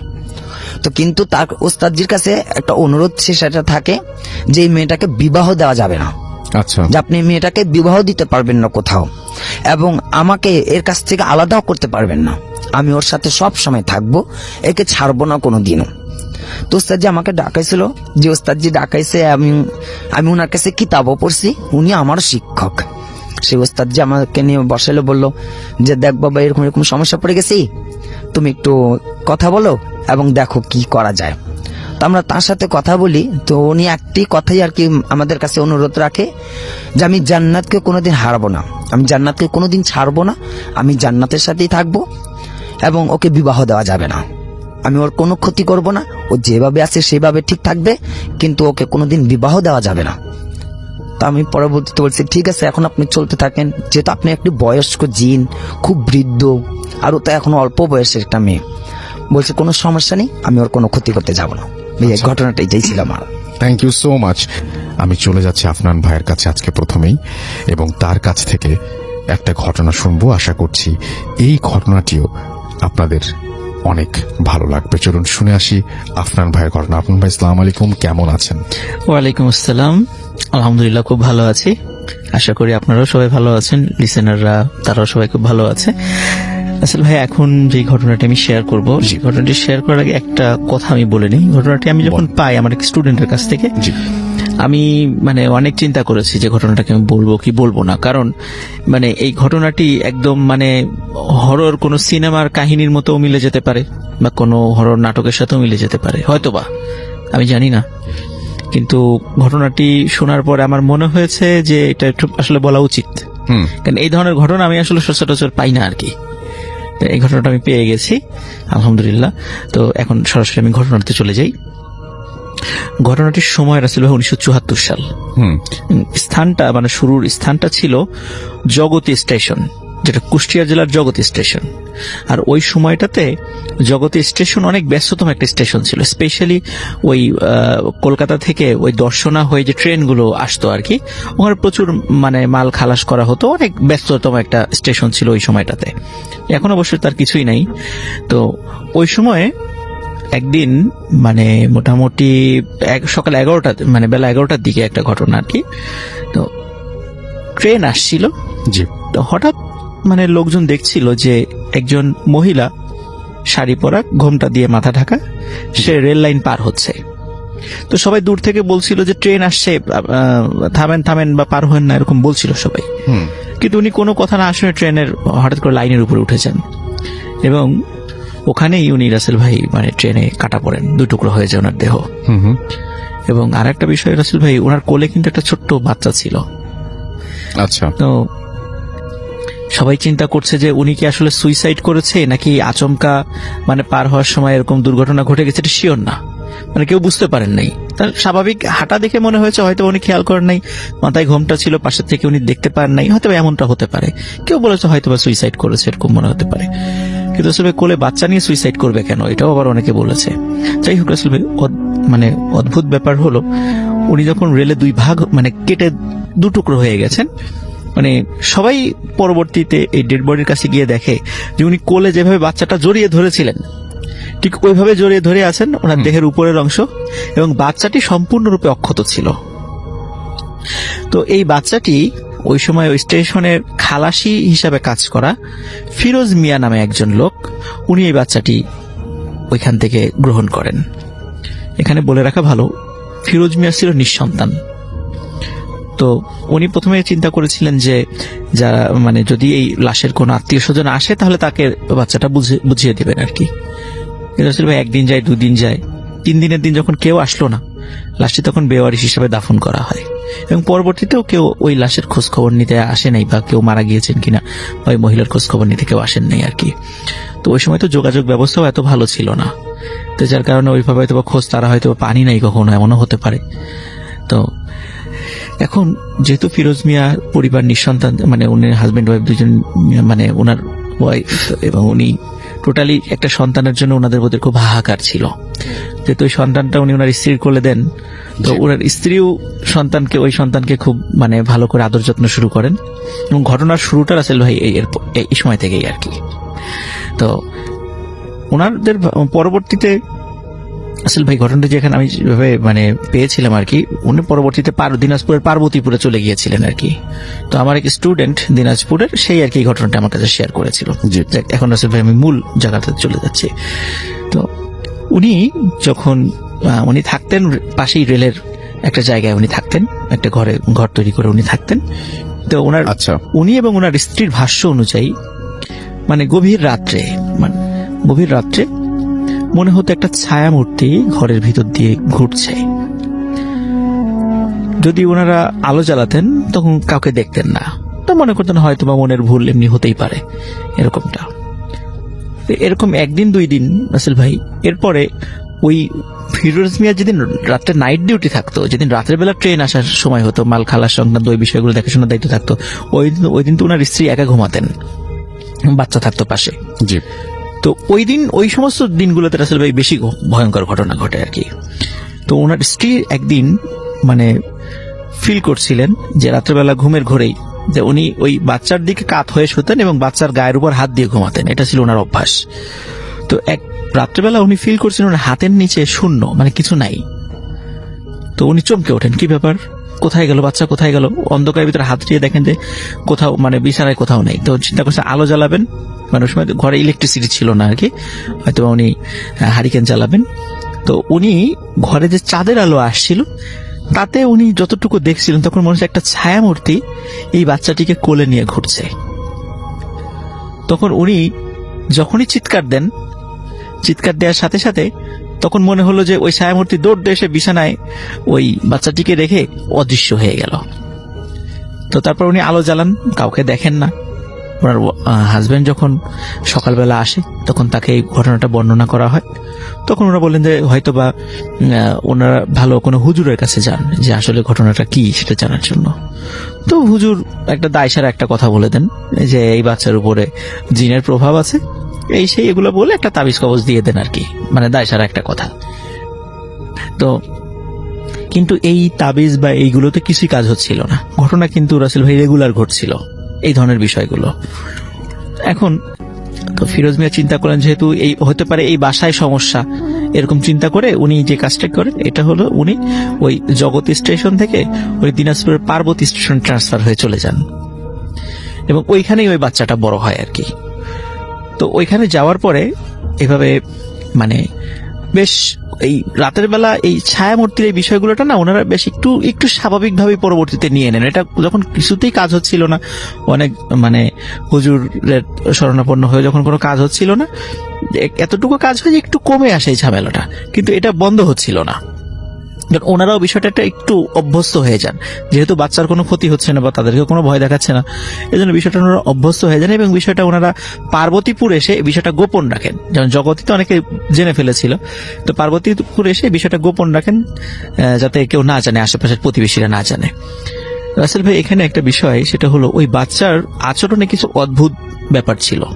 সেটা হচ্ছে যে এমনি নর্মালি আমরা বাচ্চারা দেখি বেশ চঞ্চল হয়, চঞ্চল প্রকৃতির হয়, কিন্তু ওই বাচ্চাটি ছিল বেশ মানে খুব শান্ত প্রকৃতির।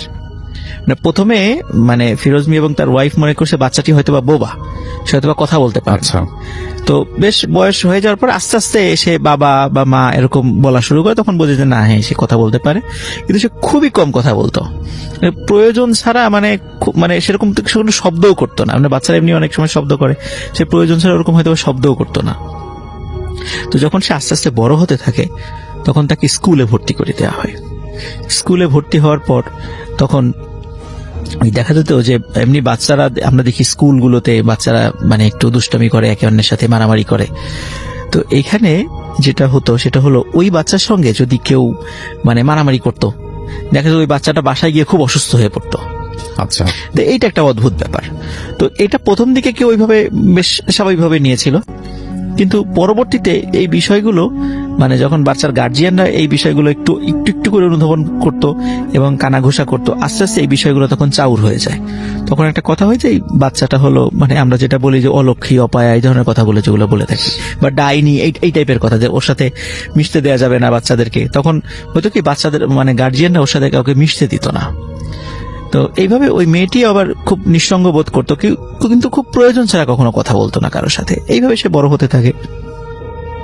তো এর মধ্যে রাসেল ভাই যেই বিষয়গুলো দেখা যাচ্ছে যে দিন যেতে থাকে, সেও বড় হতে থাকে এবং একটা সময় তার বিবাহের সময়ও চলে আসে। বিবাহের সময় আসলে এইখানেই রাসেল ভাই সবচেয়ে অদ্ভুত যে ঘটনাটি ঘটে আর কি, সেটা হচ্ছে যে যখন মেয়েকে সাজিয়ে বসিয়ে রাখা হয়েছিল বিয়ের দিন, তখনও মানে ছেলে পক্ষ থেকে বাসা থেকে লোক আসেনি, তখন যে ফিরোজ মিয়া সে ওই মেয়ের কাছে গিয়ে একটা অদ্ভুত ব্যাপার দেখে যে ওই মেয়ে কোনো একটা মহিলার সাথে কথা বলছে। তো এই কথা বলছে এবং ওই মহিলাটা দেখার পরে ফিরোজ মিয়া চিন্তা করছেন এই মহিলাটাকে আমি কোথায় যেন দেখেছি। আচ্ছা, উনি খুব অবাক হয়ে যান যে আমি কোথায় দেখেছি তাকে। চিন্তা করতে থাকেন, মানে চিন্তা করতে থাকেন যে বহুদিন আগে কোথায় যেন দেখেছি, কিন্তু মনে করতে পারছেন না। তখন যখন ফিরোজ মিয়া ওই মহিলাটাকে দেখেন, তখন ওনার ফিরোজ মিয়ার চোখের সামনেই ওই মহিলাটি অদৃশ্য হয়ে যান। এবং ফিরোজ মিয়া ভয় পেয়ে তার মেয়েকে জিজ্ঞেস করেন যে এই তোমার পাশে তুমি দিব্যি হেসে কথা বলছিলে, এ কে? বলে ইনি আমার আম্মা। তখন ফিরোজ মিয়া চিনতে পারে ওই যে রাসেল ভাই ওই যে রেলে যে কেটে গিয়েছিল যে মহিলাটা, আসলে ওটা উনি ওই ফিরোজ মিয়া সেই মহিলাটাকে ওখানে দেখেছেন ওই বাচ্চার পাশে, মানে ওই মেয়েটার পাশে আর কি। তখন উনি চিন্তা করেন যে এটা কিভাবে সম্ভব, ওই মহিলাটা তো মারা গেছে, তাহলে কি এতদিন যে ছায়ামূর্তির যে বিষয়গুলো আমরা দেখেছি, আমরা যেটাতে অভ্যস্ত, তাহলে কি এই মহিলাই কি সেটা ছিলেন? আর একটা রাসেল ভাই যখন মেয়েটির বিয়ে হয়ে যায়, অদ্ভুত ব্যাপার হলো বিয়ের পরে সে যখন হাজবেন্ডের মানে ওই পরিবারে যখন গিয়েছে, এরপর থেকে কিন্তু আর কখনো কেউ ওই ছায়ামূর্তিকে দেখে নাই।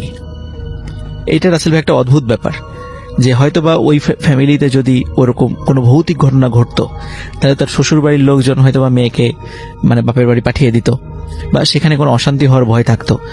ওই পরিবারে কিন্তু কখনো এই ধরনের ঘটনাটা দেখা যায় নাই। তো এই বিষয়টা রাসেল ভাই, যদিও আমি স্টোরিটা ছোট, তো এই স্টোরিটা যখন আমার কাছে প্রথম আসে, যখন আমি কিছু কিছু মানে মুভির কিছু কিছু কাহিনীর সাথে আমি একটু মিল পেয়েছিলাম, আমি মানে চেষ্টা করেছিলাম এটা সত্যতা যাচাই করার জন্য। তো এইখানে একটা রাসেল ভাই একটা বলে রাখা ভালো, সেটা হলো যে এটা আমাদের মনে হতেই পারে হয়তোবা ওই মায়ের আত্মা হয়তোবা সেখানে এসে এতদিন ছিল, এটা মনে হতেই পারে, কিন্তু আসলে এটা আমি বলে রাখি যে অনেক সময় দেখা যায় রাসেল ভাই আমাদের কিন্তু মানে আমাদের সাথেও কিন্তু অনেক জিন থাকে, যেটা আমরা হয়তো টের পাই না। তো অনেক সময় অনেক লোকের সাথে ভালো জিন থাকে, কিন্তু লোকটা যখন মারা যায় তখন ওই জিনটা চেষ্টা করে যে পরবর্তীতে তার হয়তো বা কোনো উপকার করার জন্য। তখন দেখা যাচ্ছে যে তার রূপ ধরে বা তার সুরতে বা বিভিন্ন সময়, এটা হয়তো মাইনুদ্দিন ভাই ভালো বলতে পারবেন আমার কথা ঠিক আছে কিনা, যে অনেক সময় দেখা যায় যে এরকম উপকারগুলো তারা করে থাকেন। হয়তো বা এরকমটা হতে পারে জি। যে ওই মায়ের সুরতে বা ওই মানে যে ছায়া মূর্তিটা, ওইটা একটা জিন ছিল যেটা মেয়ের বিবাহের আগ পর্যন্ত চেষ্টা করেছে তাকে বিভিন্ন। এবং তারপরে আপনি কোথা থেকে এসেছেন সেটা বলবেন এবং তারপরে আপনার ঘটনায় যাব প্লিজ। থ্যাংক ইউ রাসেল ভাই। আসসালামু আলাইকুম লিসেনার। আমি এসেছি জামালপুর থেকে, আমি মোহাম্মদ মিরাজ। আমি আপনাদের আজকে যে ঘটনাটা শেয়ার করতে যাব, আমি তো সরাসরি ঘটনাতে চলে যাই। এই ঘটনাটা ঘটে আমার উস্তাদের সাথে। আমি একজন ড্রাইভার, তো আমি যার কাছে আর কি গাড়ি চালানো শিখি। জি বলেন। তো তার সাথে এই ঘটনাটা ঘটে 2016 সালের দিকে। তো আমার উস্তাদ ফার্স্ট টাইমে একটা প্রাইভেট জব করতো। তো তার কাছে একটা আর কি অ্যাম্বুলেন্স চালানোর জন্য একটা অফার আসে। তো সে আর কি ওই আর কি অ্যাম্বুলেন্স জবটা অ্যাকসেপ্ট করার পর সে অ্যাম্বুলেন্স চালানো শুরু করে দেয়। ফার্স্ট কিছুদিন তার সব কিছু নর্মাল ছিল, তার সাথে সবকিছু স্বাভাবিক ছিল। কিন্তু তারপর আরেকটা জিনিস রাসেল ভাই, অ্যাম্বুলেন্স যারা চালায় তারা অনেক সময় অনেক লাশ তারা আর কি করে থাকে। তো এটা একটা তার সাথে এই ঘটনাটা ঘটে যখন তিনি আর কি তার কাছে রাত 1:30টার দিকে একটা ফোন আসে যে একটা লাশ, অ্যাক্সিডেন্টের লাশ তিনি আর কি তাকে জামালপুরের সরিষাবাড়ি জেলায় দিয়ে আসতে হবে। তো তিনি আর কি কলটা রিসিভ করে সে এখানে আসার পর লাশটাকে সরিষাবাড়িতে নামিয়ে আসার পর তার গাড়িতে কেউ ছিল না, তিনি ছিল একা। রাত্রি তখন 2:30 বাজে। তো তিনি রাস্তার মাঝপথে এসে যেটা লক্ষ্য করলো সেটা জন্য তিনি একটুও প্রস্তুত ছিল না। তিনি দেখতে পান যে রাস্তার মাঝখানে অনেক বড় একটা লোক রাস্তার দুপাশে দুপা রেখে উপরের দিকে হয়ে দাঁড়িয়ে আছে। তো এটা দেখে সে সাথে সাথে গাড়িটা ব্রেক করে এবং প্রচন্ড আর কি ভয় পেয়ে যায় যে এত বড় লোক রাস্তার দুপাশে দুপা রেখে এভাবে দাঁড়িয়ে আছে। তো উনার সাথে আপনার সিগারেট ছিল, সাথে সাথে তিনি একটা সিগারেট ধরান। তো সিগারেট ধরানোর সাথে সাথে আর কি ওই জিনিসটা অদৃশ্য হয়ে যায়। তো এইভাবে সেই দিন সে বাড়ি ফিরে। তারপরের দিনে আর কি আরেকটা আপনার লাস্ট দিনই আর কি ইয়েতে টিপ হয়। তো রাসেল ভাই ওই লাশটা আসলে স্বাভাবিকভাবে মৃত্যু হয়নি। ওই লাশটা আর কি বাথরুমে যে ব্যক্তিটি মারা গেছে ওই ব্যক্তিটি আর কি স্বাভাবিকভাবে মরেনি, সে বাথরুমে গিয়ে আর কি মারা গেছে। পরে ওনার লাশটি বাথরুম থেকে আনার পরে, তো ওনার গ্রামের বাড়ি ছিল আর কি বক্সিগঞ্জ, তাকে জামালপুর সদর থেকে বক্সিগঞ্জে নিয়ে যাওয়ার জন্য সেই টিপটা আসে। তো উনি আর কি ওই টিপটা যখন নিয়ে যায় রাত্রের 3টার দিকে, তো তখন তিনি প্রচন্ড ভয় পায়। তো তখন যিনি লাশটা রেখে আসতেছিল, তো ওনার গাড়ির আর কি নর্মালি ষাটটি টানছিল, কিন্তু সে একসময় ফিল করলো যে তার গাড়ি আর এগোচ্ছে না। তো এটা দেখে সে ভীষণ ঘাবড়ে যাওয়ার পরে আর কি সে সিগারেট ধরানোর পরে সে নর্মালভাবে বাড়ি আসার পর সেদিন রাত্রে তিনি স্বপ্নে তাকে বলা হয়, দেখানো হয় যে তুমি যদি এই পেশাটা না ছাড়ো তাহলে তোমার পরিবারের বিশাল একটা ক্ষতি হতে পারে। তো এটা দেখার পরে আর কি রাসেল ভাই সে একজন বুজুর্গ হুজুরের কাছে যায়। হুজুরের কাছে যাওয়ার পর ঘটনাটা শেয়ার করার পর হুজুর তাকে একটা তাবিজ দেয়। তাবিজ দেওয়ার পরে বলে যে আপনি যেহেতু এই স্বপ্নটা দেখছেন তাহলে আপনার জন্য ভালো হবে এই পেশাটা ছেড়ে অন্য পেশাটায় যাওয়া। তো রাসেল ভাই এই ঘটনার পরে তার একটানা 7 দিন সে আর কি জ্বরে ভুগছে। তারপর সে যখন জ্বর সুস্থ হয়েছে তারপর সে আর কি এই পেশাটা ছেড়ে এখন অন্য একটা পেশা ধন্যবাদ আপনাকে। আমরা চলে যাব আমাদের পরবর্তী অতিথির কাছে। আপনার নামটা একটু প্লিজ বলবেন, কোথা থেকে এসেছেন, তারপর আপনার ঘটনায় যাবেন আপনি। এবং ইন দ্য মিন টাইম আমি আরেকবার বলি, আপনারা যারা ঘটনা পাঠাতে চান তাহলে আপনারা আমাদের অ্যাড্রেসটা একটু মনে রাখবেন। আমাদের অ্যাড্রেস হচ্ছে FUTFM which is BHWTFM@radio.FORT.FM। আপনার নাম, ঠিকানা এবং ফোন নাম্বার সহ আপনার জীবনে ঘটে যাওয়া বা আপনার জানা সেরা ঘটনা লিখে পাঠান আমাদের কাছে। ঘটনার শুরুতে অবশ্যই উল্লেখ করুন যে ঘটনাটি আপনি স্টুডিওতে এসে শেয়ার করতে চান নাকি আপনি চান আপনার ঘটনা আমরা পড়ে শোনাই। চলে যাব আমাদের অতিথির কাছে। আপনার নামটা একটু বলবেন, কোথা থেকে এসেছেন, তারপর আপনার ঘটনায় যাব।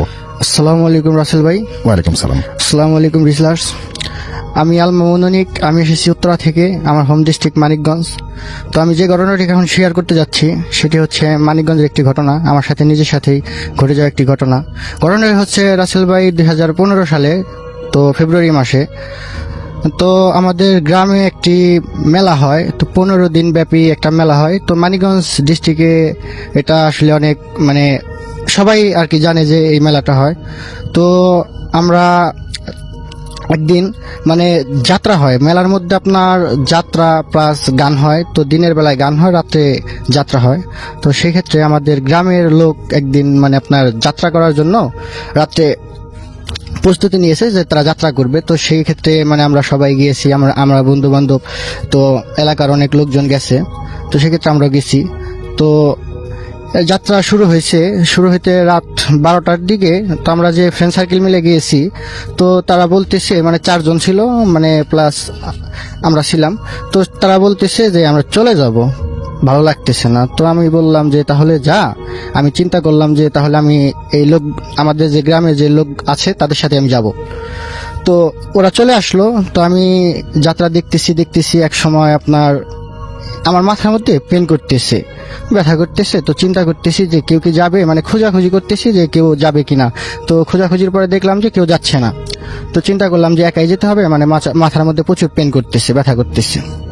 তো যেই বাবা সেই কাজ। তো আস্তে আস্তে মানে বের হয়ে গেলাম। তো যাচ্ছি মানে আমাদের মেলাটা হচ্ছে এমন জায়গায়, তো মেলার থেকে আপনার একটা বিল আছে, বিলটা পাড়ি দিয়ে তারপর আমাদের গ্রামে ঢুকতে হয়। তো বিলের মাঝখান দিয়ে রাস্তা আছে, রাস্তা দিয়ে আস্তে আস্তে হাঁটতেছি।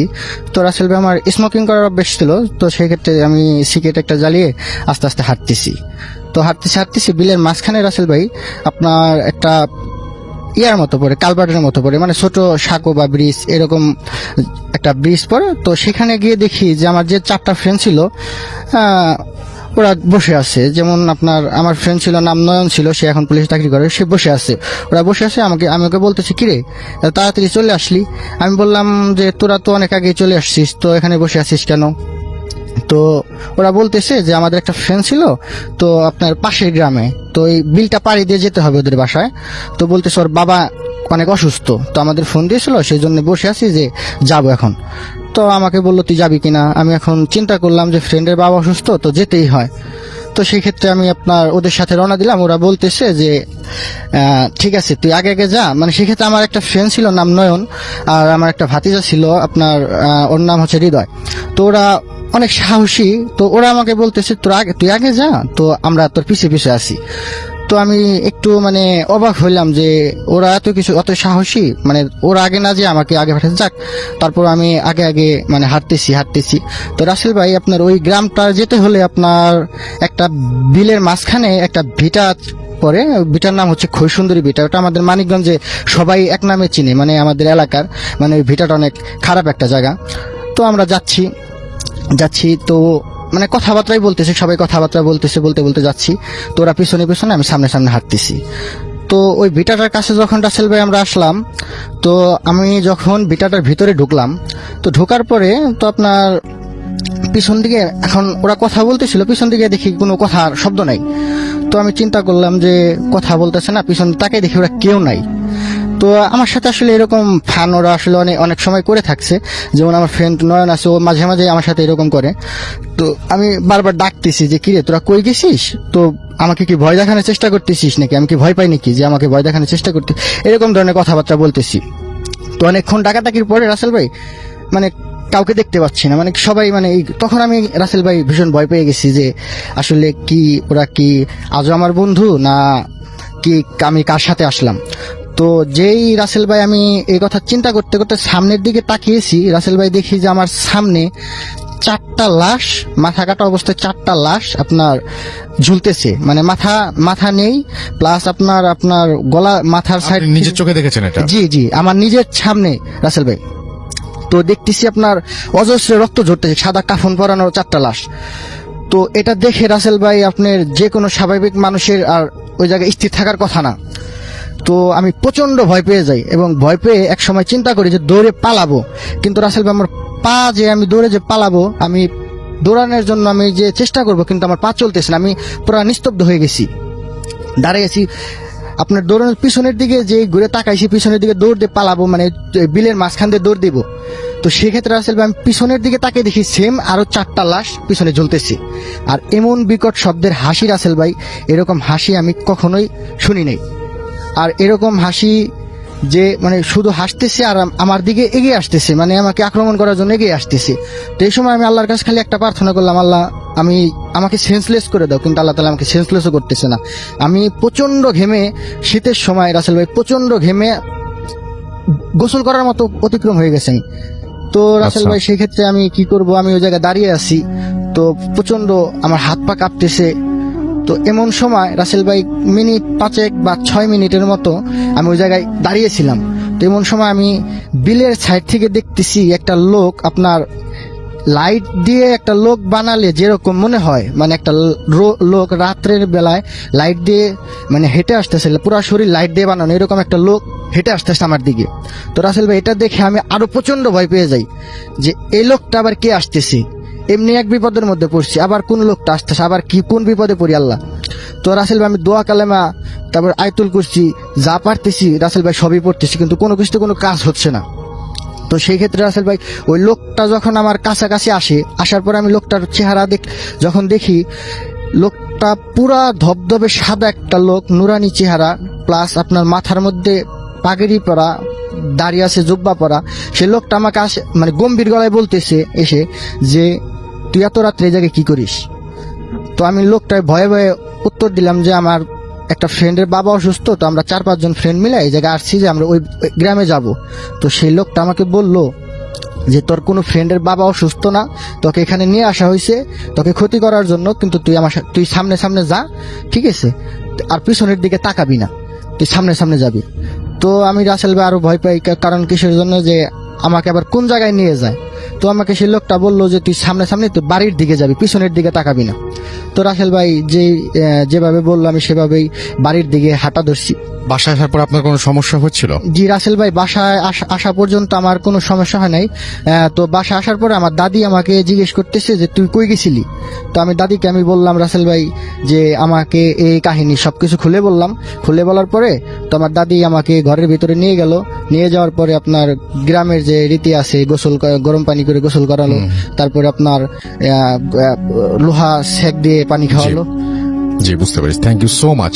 আমরা যেটা করব সেটা হচ্ছে সরাসরি আমরা চলে যাব একটা পরের ঘটনায়, এবং আমাদের সঙ্গে এই মুহূর্তে আরো একজন অতিথি আছেন। আপনার নামটা একটু প্লিজ বলবেন এবং আপনি কোথা থেকে এসেছেন সেটা বলবেন, তারপরে আপনার ঘটনায় যাব আমরা, এবং আশা করছি যে এই ঘটনাটি আপনাদের ভালো লাগবে। জি, আসসালামু আলাইকুম রাসেল ভাই, আমি এরশাদ উত্তরা থেকে। জি, আসলে আজকে ঘটনা আমি যেটা বলবো লঞ্চ রিলেটেড। আপনি ওদের জানেন যে স্পেশালি ঢাকা, আমরা কোনো লঞ্চের নাম টাম বলবো না, কিন্তু এখন বলছি না, এই রুটে অনেক বড় বড় লঞ্চ চলে। বাট এই ঘটনা যেটা বলছি এটা হচ্ছে 1982, 1980-81-82 এই সময়টায় কিন্তু আপনার এত বড় স্টিল বডি লঞ্চ ছিল না, তখন উডেন বডি ছিল। আচ্ছা, আর এত বড় ছিল না। আচ্ছা, তো আমার যে একটা রিলেটিভ ওনারা প্রথমে শুরু করে লাইক 1981-এ স্টিল বডি লঞ্চ ইয়ে করা, এই রুটে প্রথম আনে। বাট ওগুলো এত বড় ছিল না, ছোটই ছিল। ওকে। এখন if you go to Barishal বা ওই লাইনে যে লঞ্চগুলো আপনি দেখবেন যে ফার্স্ট ক্লাস কেবিন গুলো অনেকগুলো কেবিন। এট দ্যাট টাইম ওখানে ছিল মাত্র 4টা অথবা 6টা, ম্যাক্সিমাম 8টা এরকম কেবিন, এবং দ্যাট ওয়াজ ভেরি স্মল, এত বড় ছিল না। তো একবার ঢাকা থেকে একটা লঞ্চ, আমি লঞ্চটা অবশ্যই নামটা বলছি না, তখন নতুন স্টিল বডি হয়েছে, ওটা ঢাকা থেকে চাঁদপুর হয়ে বরিশাল হয়ে বরগুনা যাবে। ওকে। তো ওই লঞ্চটা ফার্স্ট ক্লাস কেবিন ছিল 8টা। ওকে। 8টা, but that was very small cabins. ওই লঞ্চে ঢাকা থেকে একজন তান্ত্রিক he was based in Barguna, Amtali Barguna. আচ্ছা। এবং ওনার আরো 4-5 জন সাঙ্গপাঙ্গ 2টা কেবিন ভাড়া নিয়ে ওই লঞ্চে উঠেছে। ওকে। তো তারা যাচ্ছে, তো ওই সময় লঞ্চটা এখন যত স্পিডে লঞ্চ চলে, ওই সময় তো এটা চলতো না। তো লাইক 1:45 দিকে চাঁদপুর টাচ করেছে। চাঁদপুরে ওখান থেকে মাল উঠতো অনেক, যেগুলো বরিশালে বরগুনা এসে যেত। তো ওখানে কিছুক্ষণ হল্ট করতো লঞ্চগুলো। তো এরকম করে ওখান থেকে লাইক আপনার 1:45 থেকে লঞ্চটা চাঁদপুর লিফট করে, চাঁদপুর টু বরিশাল। হঠাৎ করে রাত 3টার দিকে পুরো ফার্স্ট ক্লাস কেবিন যতটুকু অনেক হইচই, কান্নাকাটি, চিল্লে। ফর্চুনেটলি আমরা ছিলাম, আমাদের ফ্যামিলিটা পুরাই ছিল লঞ্চে। তা আমি বের হয়েছি, আমার বড় ভাই বের হয়েছে।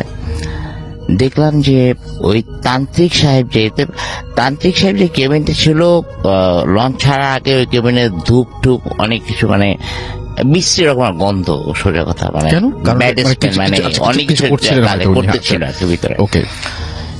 তো এর মধ্যে থার্ড ক্লাস লঞ্চে ওখান থেকে কিছু লোক আসে লঞ্চে, যারা আনসার ছিল, যারা ডিউটি করে, ওরা আসছে। আসার পর জানা গেল যে তান্ত্রিক যখন চাঁদপুর এরিয়াতে লিভ করে, তখন তান্ত্রিক সাহেব বাথরুমে গিয়েছে, আর বের হয় নাই। তো দেরি থেকে প্রায় 1 ঘন্টা 1.5 ঘন্টা হয়েছে। তার যারা চেলাপেলা যারা ছিল তার সাথে তারা ডাকাডাকি করছে, নক করছে, কিন্তু ভিতর থেকে কোনো সাড়া মিলছে না। তারপরে এই জন্য তারা অনেকক্ষণ ধাক্কা থেকে করবে, তখন তারা ইয়ে করতেছে, নয়েজ করতেছে, ডাকা। তখন লঞ্চের যে ডিউটিতে যে আনসার যারা ছিল, তাদের যে হেড ছিল, উনি আসলো। উনি এসে লঞ্চের একজন লোক, আই মিন সুপারভাইজার, সে কেরানি একজন, এদেরকে 7-8 জন মিলে দরজাটা ভাঙে টয়লেটের। আচ্ছা। রাসেল ভাই, এখনকার যে লঞ্চের টয়লেট গুলো, এগুলো মোটামুটি বেশ বড়, কিন্তু এট দ্যাট টাইম ওই 1981-82 যে লঞ্চের টয়লেট ভেরি ন্যারো। এবং ওখানে এখন তো মনে করেন এই যে পশ লঞ্চ গুলোতে লাইক কমোড সিস্টেম, ওখানে তো কমোডের কোনো বালাই ছিল না, তখন প্যান। যখন দরজা তারা ভাঙে, তখন ভিতরে শুধু দেখা গেল তান্ত্রিকের একটা পা, লেফট লেগ, আর একটা হাতের কবজির ছেঁড়া কিছু অংশ, ওনার কিছু কাপড়ের একটা লুঙ্গি, আর মনে হয় ওনার লুঙ্গিটার কিছু অংশ ছিল, আর গায়ে চাদর মতো কিছু, ওটা হচ্ছে প্যানের মধ্যে। তার মানে তান্ত্রিককে যেভাবে প্যানের মধ্যে থেকে টেনে নিচে না হয়, মানে ওনাকে যে নিয়ে গেছে, এটা মানে ভিজিবল, স্পষ্ট, যারা দেখেছে সবাই বুঝতে পারছে ওনাকে আদারওয়াইজ বের হওয়ার কোনো ওয়ে নেই, ওই একটা হয়। যাই হোক, এটা দেখে তখন অ্যাট দ্যাট মোমেন্টে তো কিছু জানা গেল। পরে জানা গেল যে বিকজ লঞ্চটা আমার একটা ক্লোজ রিলেটিভ ছিল, পরে জানা গেছে ওই তান্ত্রিক সাহেব he was very much involve with black magic, এবং ওই ধরনের কোনো অ্যাসাইনমেন্ট নিয়েই সে ঢাকায় এসেছিল, বাট কাজটা হয়নি। আচ্ছা, হয়নি। এবং they are going back to Amtali, Barguna আমতলির দিকে যাওয়ার সময় that was the revenge from that, যে আপনি যখন আপনি প্লাস আপনারা যারাই বলেন যে ব্ল্যাক ম্যাজিক ভালো না, অফকোর্স ইজ নট, এটা আমি একটা বললাম যে এটা একটা ঘটনা, যে ব্ল্যাক ম্যাজিক কত খারাপ হতে পারে। That was my story. আসলে থ্যাংক ইউ সো মাচ। আপনার ঘটনার জন্য আপনাকে অনেক ধন্যবাদ। এবং আমরা চলে যাব আমাদের পরবর্তী অতিথির কাছে। আপনার নামটা প্লিজ একটু বলবেন, কোথা থেকে এসেছেন, তারপরে আপনার ঘটনায় যাব। জি, আসসালামু আলাইকুম লিসেনার্স, আমি রনি, মিরপুর থেকে আসছি, মিরপুর 1। জি, আজকে যে ঘটনাটি বলবো সেটি আমাদের অফিসের এক ভাইয়ের কাছ থেকে শোনা। জি। সো সে যেভাবে বলছে আমি ঘটনাটি সেভাবেই বলছি।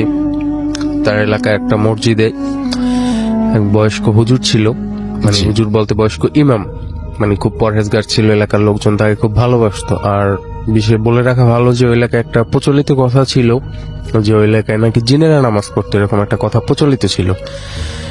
একদিন এরকম এক জিনে হুজুরের সাথে এসে দেখা করে, মানে একাকি, তাকে ভালো লাগে, এসে দেখা করে, সরাসরি পরিচয় দেয় যে আমি জিন, আপনাকে খুব ভালো লাগছে, আপনার পিছনে অনেকদিন নামাজ পড়ছি, আপনার সাথে বন্ধুত্ব করতে চাই। এরকম বলার পর দেখা যায় হুজুরের সাথে খুব একটা গুড রিলেশন হয়ে যায়, তার ওঠা বসা, খুব একটা ভালো সম্পর্ক, এমনকি হুজুরে তাকে তার নিজ বাড়িতে পর্যন্ত নিয়ে যায়। এরকম এভাবে খুব ভালোই চলছিল। খুব ভালো চলার পর ঘটনাটি শুরু হুজুরে যখন মারা গেল, তখন হুজুরে মারা যাওয়ার পর হলো আসল ঘটনাটি শুরু। হুজুরের 3 ছেলে 1 মেয়ে ছিল। মানে ঘটনাটি শুরু হয় হুজুরের মেয়ের সাথে, আসলে ছোট মেয়ের সাথে।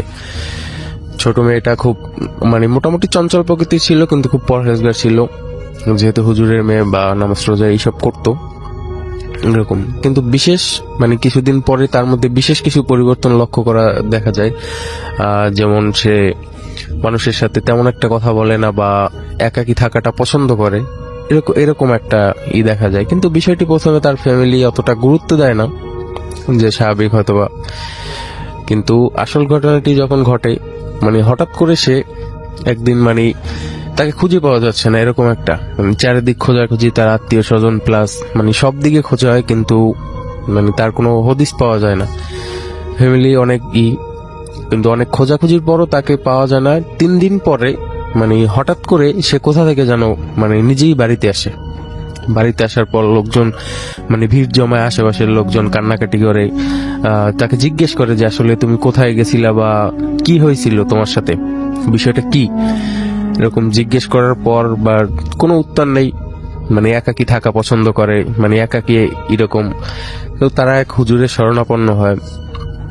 হুজুরে এসে বলে রীতিমতো যেরকম হুজুরে বলে যে তার সাথে জিনে আসর করছে, বা এই টাইপের একটা কিছু যা দেওয়ার আর কি প্রচলিত অনুসারে দিয়ে যায়। বাট তাতে তেমন কোনো কাজ হয় না। এরকম ঘটনা অহরহ ঘটেই চলতেছে। যেমন একাকী হয়ে গেছে, আরো শরীরের অবস্থা খারাপ হয়ে যাইতেছে, প্লাস মানুষের মধ্যে থাকে না, এরকম একটা দেখা যাচ্ছে। মাঝে মাঝে দেখা যায় যে 2-1 দিনের জন্য তাকে খুঁজে পাওয়া যায় না। এরকম ঘটনাটা মানে কমন হয়ে গেছে একটা পর্যায়ে।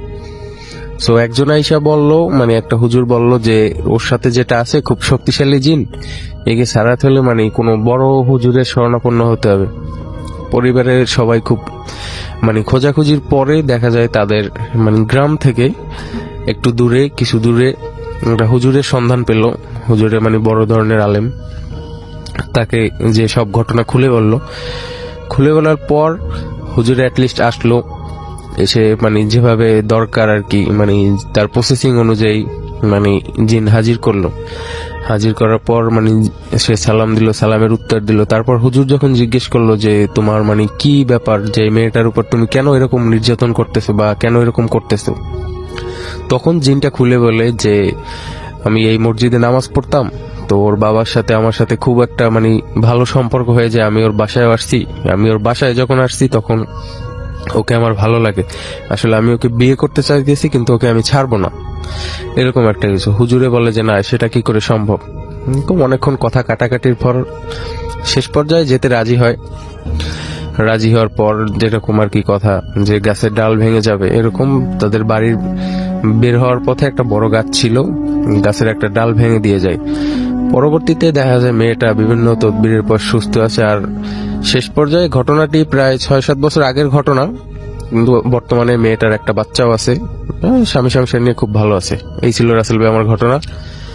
Thank you so much. আপনার ঘটনার জন্য আপনাকে ধন্যবাদ, এবং আশা করছি যে আপনাদের এই ঘটনাটিও ভালো লেগেছে।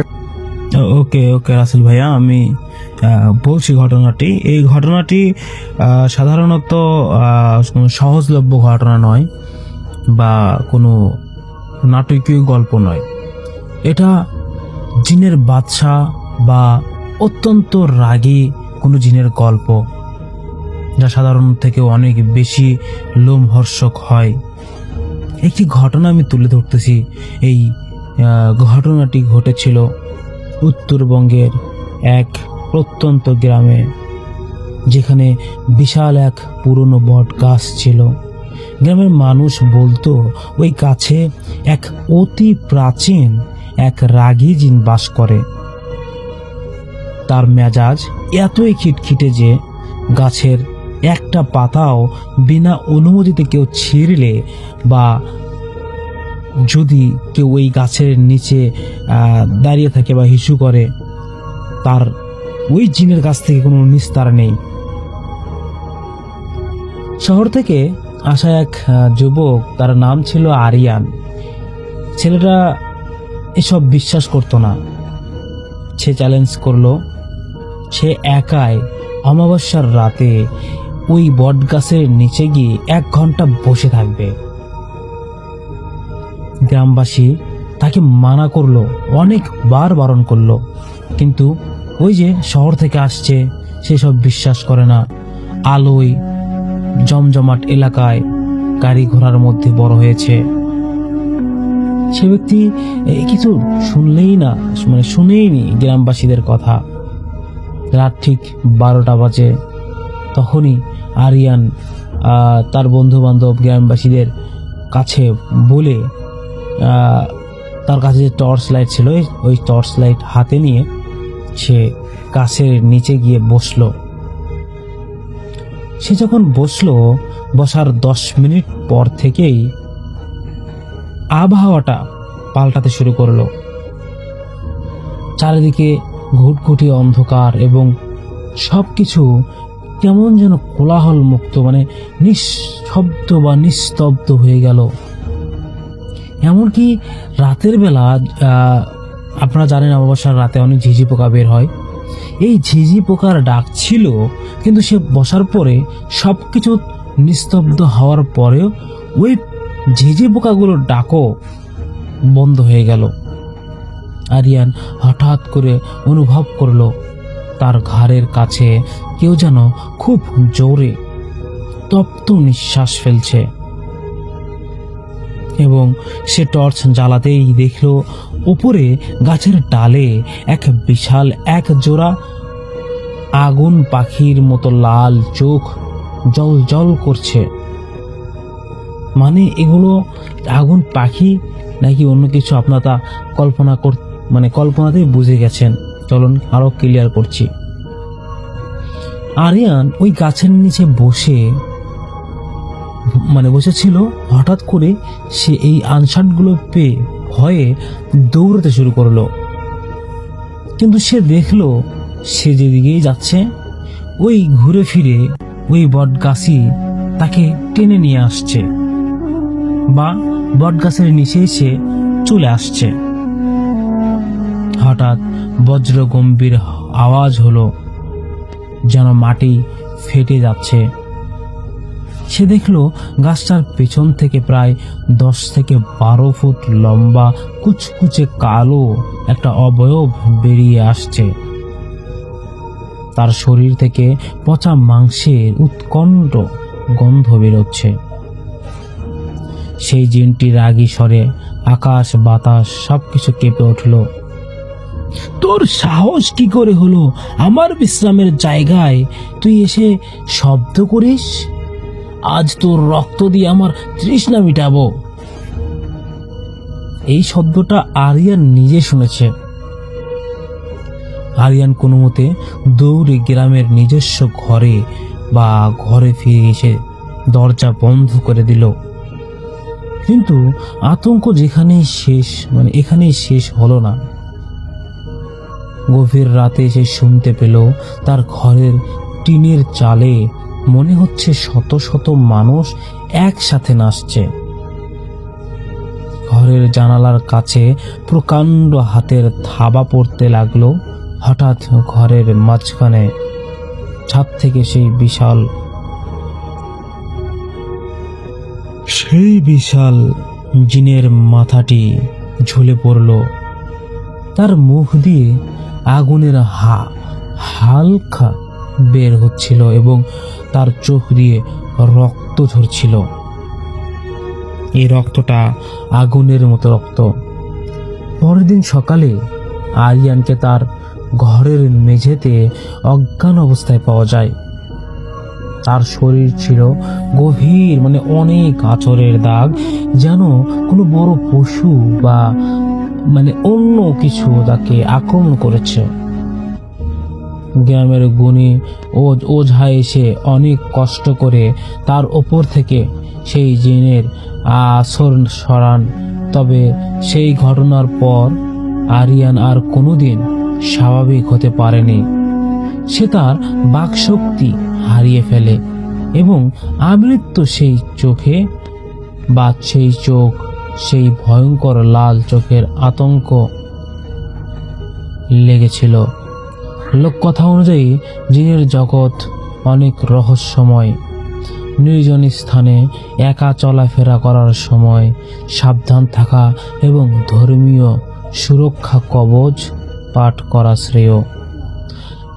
এইরকম ঘটনা যাদের ভালো লাগে আমি বলবো আপনারা আমাদেরকে অবশ্যই লিখে যাবেন যে ভাইয়া ঘটনা কেমন লাগলো, বা যদি ভালো নাই লাগে তাহলে আপনাদের সাথে ঘটে থাকা কিছু ঘটনা যদি আমার ভয়েস ভালো লাগলে ভয়েস দিয়ে যদি শোনাতে চান তাহলে অবশ্যই আমাদেরকে পাঠিয়ে দিবেন। এবং আপনারা যদি চান আপনাদের কণ্ঠে ঘটনা বলবেন সেটাও আমাদেরকে পাঠিয়ে দেবেন। আমরা সেই ঘটনাটি আপনাদের মন মতো করার চেষ্টা করব এবং সেটা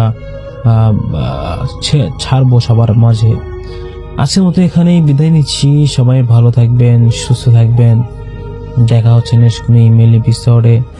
আসসালামু আলাইকুম। আপনারা বেশি বেশি করে আমাদেরকে ইমেল করবেন, আমরা আপনাদের ঘটনাগুলো পড়ি, খুবই ভালো লাগে। যাই হোক, আসসালামু আলাইকুম। আজকের ঘটনাগুলো এতদূর পর্যন্তই। যারা সম্পূর্ণ ঘটনা শুনেছেন তাদেরকে অসংখ্য অসংখ্য ধন্যবাদ। আমরা প্রতিনিয়ত আপনাদের জন্য এইরকম নতুন নতুন ঘটনা বাছাই করে আপনাদের জন্য দেওয়ার জন্য চেষ্টা করি। আপনারা কে কোথা থেকে ঘটনাগুলো দেখছেন বা শুনছেন তা যদি আমাদেরকে কমেন্টের মাধ্যমে জানান তাহলে আমরা একটু খুশি হব এবং এরকম সারাদিন ধরে বাছাই করা ঘটনাগুলো আমরা চাইবো যে আরো স্পেশাল ঘটনা যেগুলো আছে আপনাদেরকে দেব। তো আমি চাই আপনারা একটু বলেন যে ডক্টর আলিফ, আফরান ভাইয়া, বাবু ভাইয়া, হাফিজ মঈনুদ্দিন ভাইয়া, আরো অনেক হুজুরের ঘটনা আছে, কার ঘটনা শুনতে চান তা আমাদের একটু কমেন্ট করে জানাবেন। এটাই চাওয়া, এটাই আর কি আপনারা আমাদেরকে বলবেন। অথবা আপনাদের সাথে ঘটে যাওয়া কোন ঘটনা থাকলে সেই ঘটনাগুলো কিন্তু আমাদেরকে আপনারা শেয়ার করতে পারেন, আমরা সেই ঘটনাগুলো আপনাদেরকে শোনাবো। আজকের মতো এখানেই বিদায় নিচ্ছি। সবাই ভালো থাকবেন, সবাই সুস্থ থাকবেন। দেখা হচ্ছে নেক্সট কোনো ইমেল এপিসোডে। আসসালামু আলাইকুম।